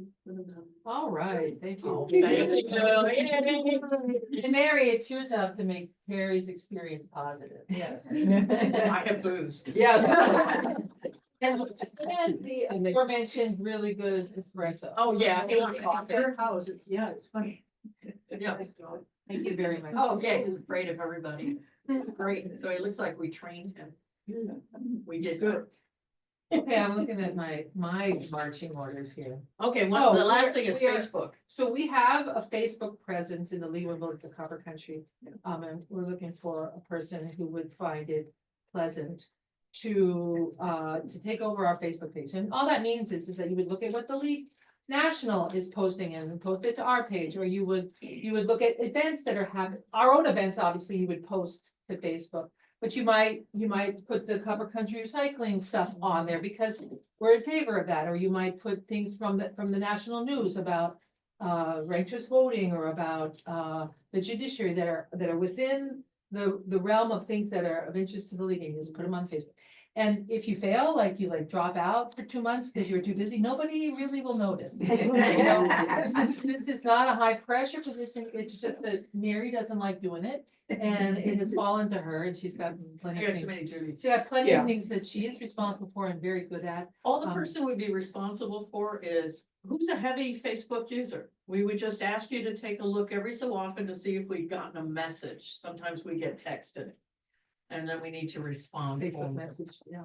Yeah, that's about the worst. Oh, half. Jill. Oh, Jill just volunteered? Yes. It's quite manageable, Jill. I can. Jill, I find it also, very- I kind of second to Mary on it, but I've been much less active on that because I'm also involved with other Facebook pages and groups, so. Just FYI, anybody can post to Yeah. our website. I You just opened up can't things, post I as got the rid of lead. any security on it. Oh. So once in a while, there is a surprise and we So go do I into need the to link. monitor? And then block them, but that is so rare. That is so rare. Thank you. There aren't gonna be any Facebook police anymore. Yeah. Oh, that's. Well, Jill is the new police. We should study that. and take it Yeah. down. I know, I'm thinking. And if we decided to have all these different- So what happens is. And yours is the same, so Yeah. take mine away. So what happens with the ideas that we've generated is that the next board meeting, and by the way, board meetings are open to frankly, the public. You know, you don't even have to be a member. We'll be like, who are you on our Zoom thing? And if you won't tell us who you are, we'll probably boot you out. But if you tell us who you are, we'll be like, well, look, I'm here, well, and you're here to just watch, great, that's fantastic. So anyone is welcome. But we'll have a board meeting and we'll bring it up. If we start identifying something that might have a educational component or an advocacy component, we'll look up the advocacy stuff and see if it's got a position. But then, as has been, it surfaced a couple of times, the board can't do everything. You know, if we make the mistake of assigning everything to ourselves, we're rapidly overwhelmed. So then we'll have taken the temperature of this room and then decided which things seemed like, maybe there's a easy peasy one, that there's materials coming from national. And then we'll start trying to form the group, and then there'll be 2 or 3 people or more if necessary to be the ones who will do the thing. So that'll be it's in the context of the board meeting. So, and I don't think I heard anything that needed us to change any positions of the league in this discussion. So we're going to be replying to the league's Google form that we don't want to change anything of positions now. But that would be the other outcome from our perspective. If y'all had been, very adamant about something that we want to do that we don't have a position on, we would be moving it through the process. So did we do enough brainstorming here? Are there other ideas that people want to consider studying or have taking positions on? Suzanne? Just one note, housekeeping again, it's just that if you want to join our board meetings, you can either contact one of us to send you the link, but it is on our website. Okay. Yeah. Susanna? This is a very, I don't know, if it would be a state thing, I think. Yeah. But recently there was this thing called second chance legislation that kind of failed, or closely in the state. I don't know if the league took a position on that or not. So that's in the criminal justice system? Yeah. And what's the position? It's sort of the idea that people that get, say, 50 years of sentence could be at least eligible for parole. Every 10 years, they could be reviewed. It doesn't let anyone out of jail or anything, but it's the idea that maybe there's people that have really changed, from when they were 16 to 26 or 36 or 46 or 56. And that they could be at least have a review. So I don't know. Second chance. Second chance Something. legislation. It kind of If failed. you could just through send me a narrow- link for that, Suzanne. Sure, I think, I supported it personally, but I don't know if it's a neutral thing or not. There's State League has an advocacy committee. And they have again, on the state website, you can find the entire list of legislation that they are, they either have a position, either they're endorsing it or they're opposing. It kind of really hits to like young people, like youth, for like they get these like full sentences and sort of trying to let them have a chance to maybe get parole. But I'll check on this. Yeah, and if you send me a link, Yeah. I'll add it to my notes and then I we just- can talk about I it. can try to see. Yeah, that's very interesting. Yeah, it says 20 years. After 20 years, you can. Yeah. That was what the legislation had proposed. Yeah. Okay, I think there's been there must have been a couple variations, at some point it was 10, 15, 20. Yeah. They weren't asking for that much. 20 years you've been sentenced, you need to get at least a hearing. So there was already a vote that failed. for that. It did fail very So it would narrowly. need a sponsor and to be reintroduced. I think that might have already happened, but I don't know. So that's the question, I don't even know. Well, the other thing we're gonna do with this information maybe is probably a bunch of it will appear in the voter.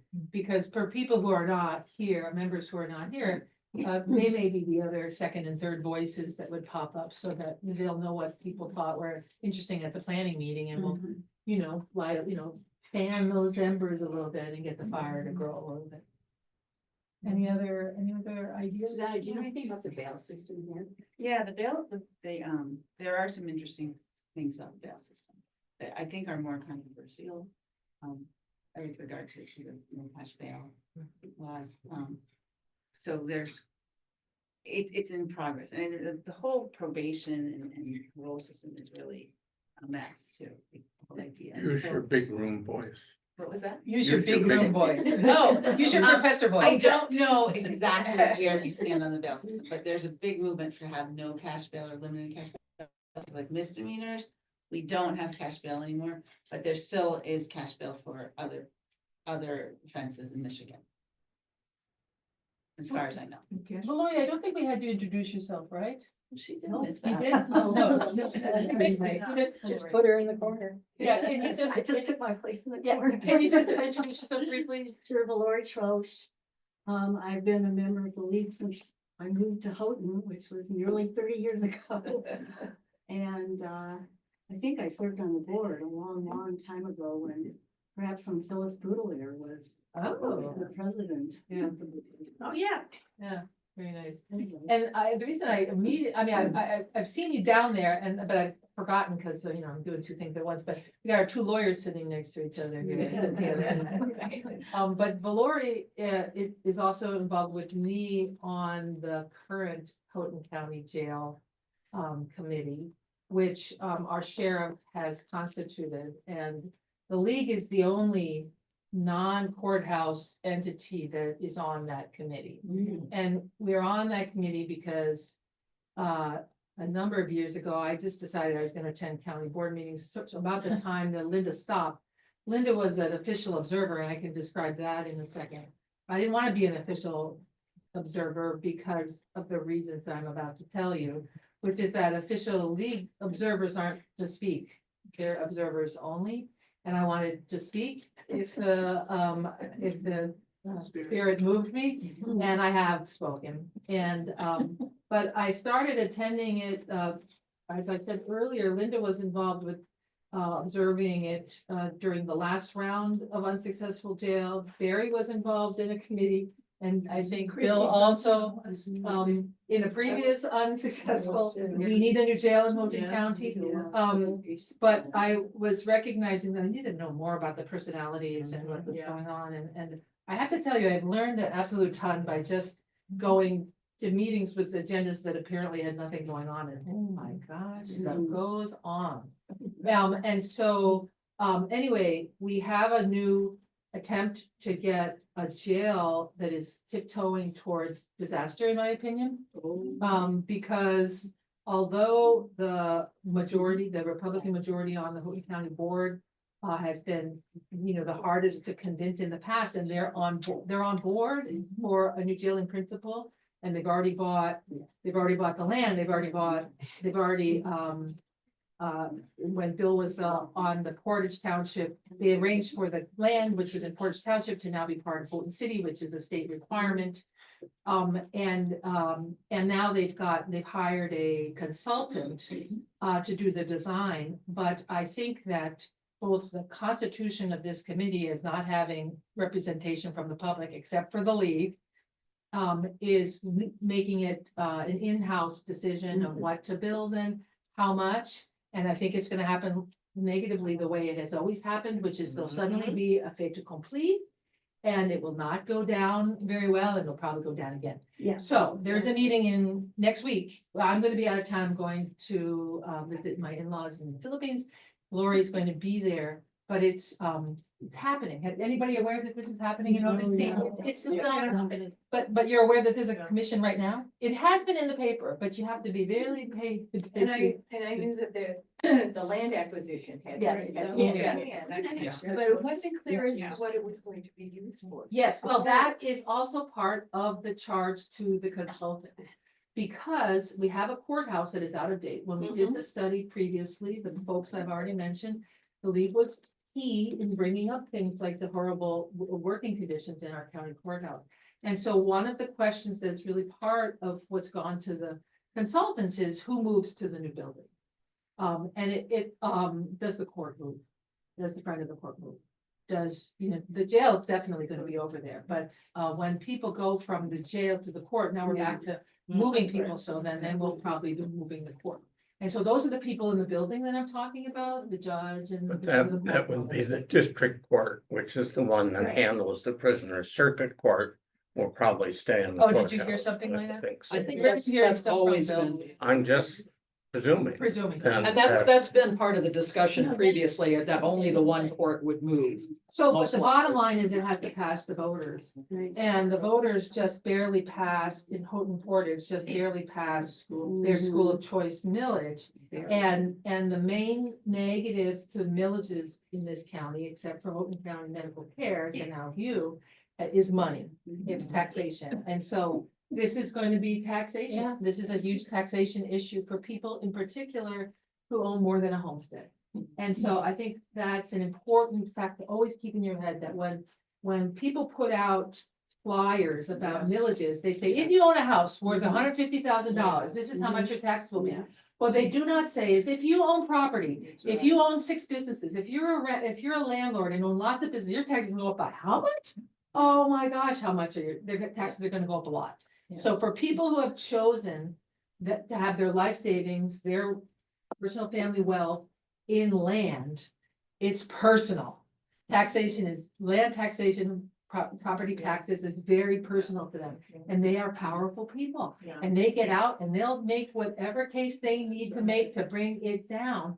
And so we all sit around making arguments about restorative justice, and we need a jail, and the working conditions for the courthouse people is bad. We're making all these points, and they're like, taxes. 17 things versus taxes, and taxes wins every time. Okay, so that's what we're up against.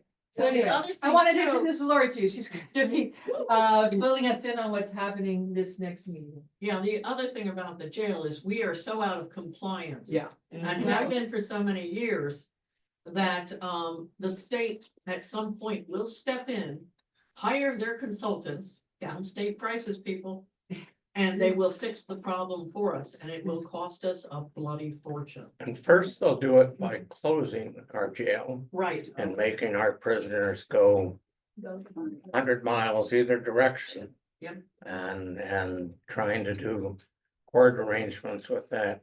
A key point, if I could editorialize, a key point that people have not grasped is when we talked in the 2010 proposal, we were looking at about 105 beds, and everybody said, oh my God, we'll never fill that up. Well, that was 35 beds for the work camp. Then you need beds for normal security male, normal security female, maximum security male, maximum security female, juvenile male, Yep. juvenile female. And yes, all of those beds will probably never be filled at one time, but you have to have those different segments to be legally compliant. An argument that makes no headway against taxes. Right. Well, and the same Very thing, sad. that we could be sued by any inmate. But we haven't yet, so that doesn't work. Yeah, against and we've taxes. got, we've got a lawyer in there cooling his heels. Go ahead, Bill. But I think we're so short-sighted, because if you go back to and we have voted at least twice in the last 20-some years on various jail proposals. We voted in 4 times. But if we go back to the initial one, when they were talking about a facility across the street from the existing courthouse, the estimated cost at that time was about $10 million. A pitifully small amount of money. Pretty big facility. Yeah. Now, the last time we voted, it was looking at $33 million, and that was a few years ago. I mean, we don't even know what the price tag might be now, but we know it's going to be a lot more. And going back to Faye's point, every time that happens, it makes it all more difficult to get the millage approved in the county. So, but we are so short-sighted in that respect. It could have been a done deal. Well, I will tell you, at the risk of lengthening the discussion and the meeting, but at the first meeting of this task force, the sheriff invited a sheriff from Florida who used to be from the UP, who experienced the being shut down by the feds. And he said, it is absolutely no fun at all. I mean, and he gave a very long, it was very convincing in many ways. And it may be, you may hear Valori next week, that they would like to bring him back to talk more publicly about that. And I would say that the league would love to sponsor such a thing, and, but it's, again, I think personally, this is my vibe on the whole thing, since I've been around for the past 2 failed votes, is that we have to remember that the audience are these people with multiple properties. And when they look at what any amount of tax increase is going to be, they are extremely unhappy. And so arguments, again, as much as they're compelling and worthwhile and correct, that are on point, are kind of not on point because of the way these votes have been. It could be on point. The people need to be in the loop. Yes. Just a small group is deciding it. I'm a member of Grace Methodist Church, and in 1960, they needed to expand. And they talked about building in a new building or renovating. It split the church, and then it wasn't needed to. So 20 years later, we had somebody in the church that led the discussion, and every decision was open to the congregation. And we were split half and half on which way to go. But bit by bit, we agreed on each one. This is important that the public is in on each of these steps now, and they will go. I think the reason that one failed, and it was a close one, was people's misconception of how Moyle was involved in all of this, and the tearing down of the high school was emotional. And so if everybody is aware of step by step, so it would be very important for this fella to be the public to hear.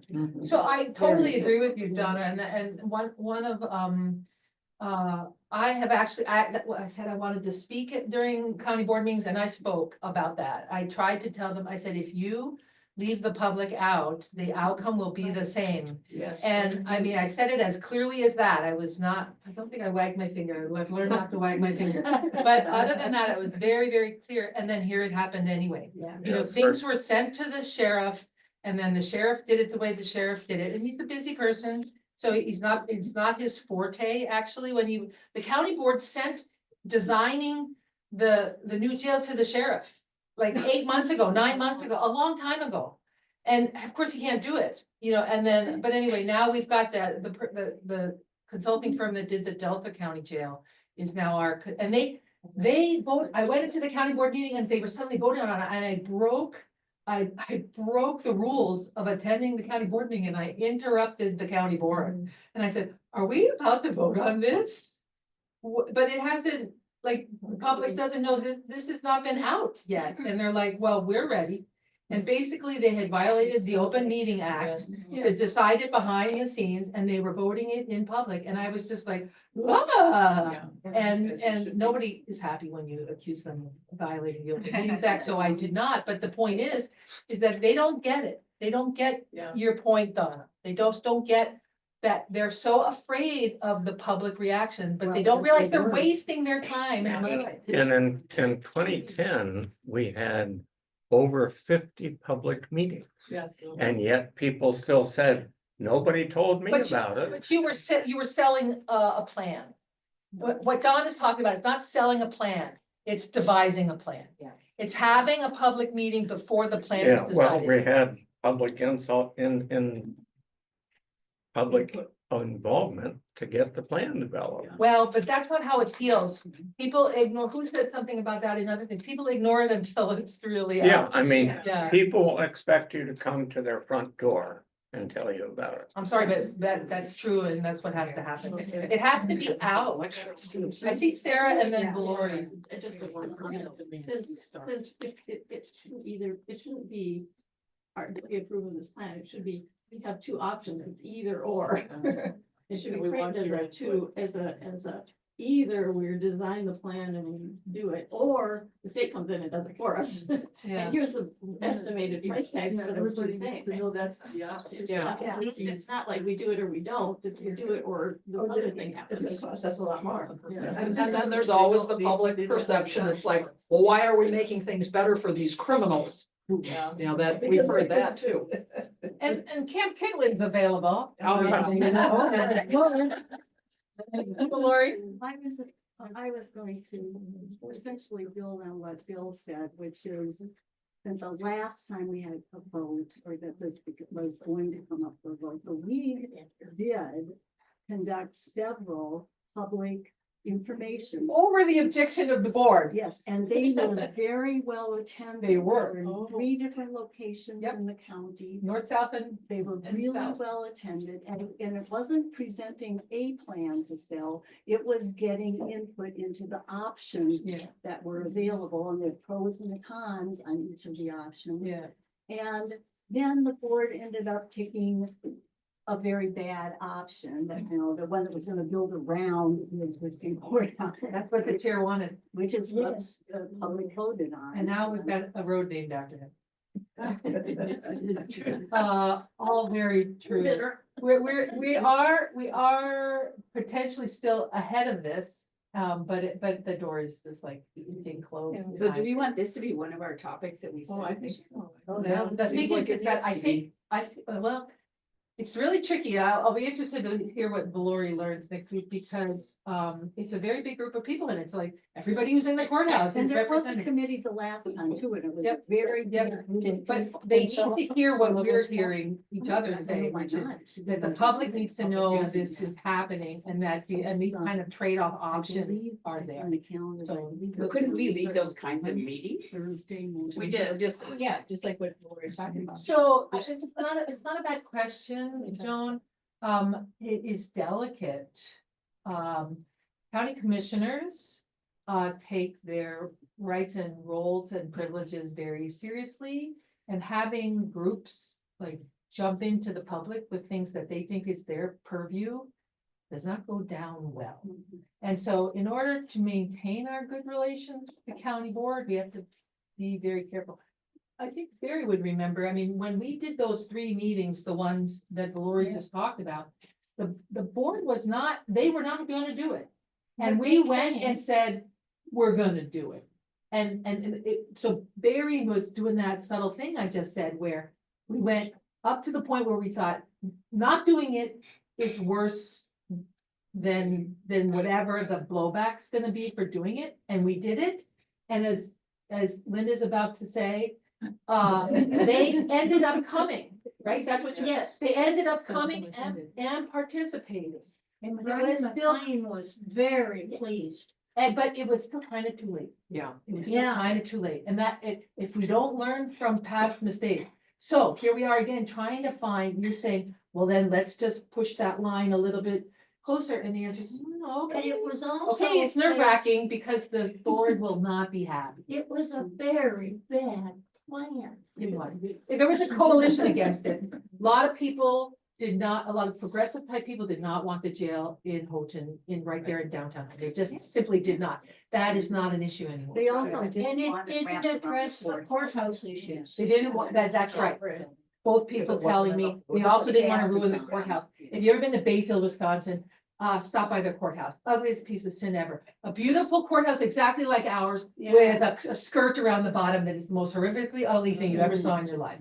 Okay, so that was what we were gonna get, and it was gonna be tiny, and there was no money for And renovating. The security, there were even questions about the security. Security. plan. So, okay, I guess I'm calling, thanks for looking at your watch. So I'm gonna call a question, but yes, the jail, passionate voices all around and by the way, if anything you want, if you want to put your thumb on the scale, you send me an email or Barry an email or the board an email and say, I'm gonna put my thumb on the scale of recycling or whatever it is, and that'll come into the board. Just Well, you'll one send out final those word minutes to about all the of us. study, because I did share the study. I have a copy if anybody wants me to send it.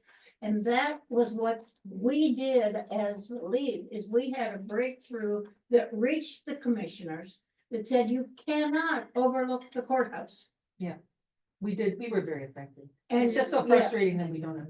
Well, and then the five commissioners, you know, they're saying, well, it's our purview, we represent our people, then why are all your people voting these down time after time? You know, there's a disconnect there. Barry, what did you say was the additional business that we have to do before, people are gonna go, so. Well, you sort of slid it in. We slid it in. I'm so satisfied with that. So I think we're done then, we should be. And you can eat your lunch. I can get my lunch. There you go. There's no, every time I took a bite, I was scared to death somebody would direct something to me. But it's okay, I understand that. So thank you 1,000 times, everybody for coming and participating. This has been a gas. I mean, this is about, very, very enjoyable discussion, and we want you. Have a slip, please remember to go to the.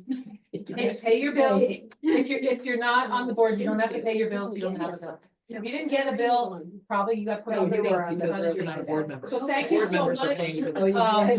If you get a call from the nominating committee, think about the silent role on the committee, it'll be fine. No, you- See you all. I said I would see it. Yeah. Make a donation to the group. Very no, to the league, because the league will be paying. for it. Make a donation on the. Okay. Something I bought.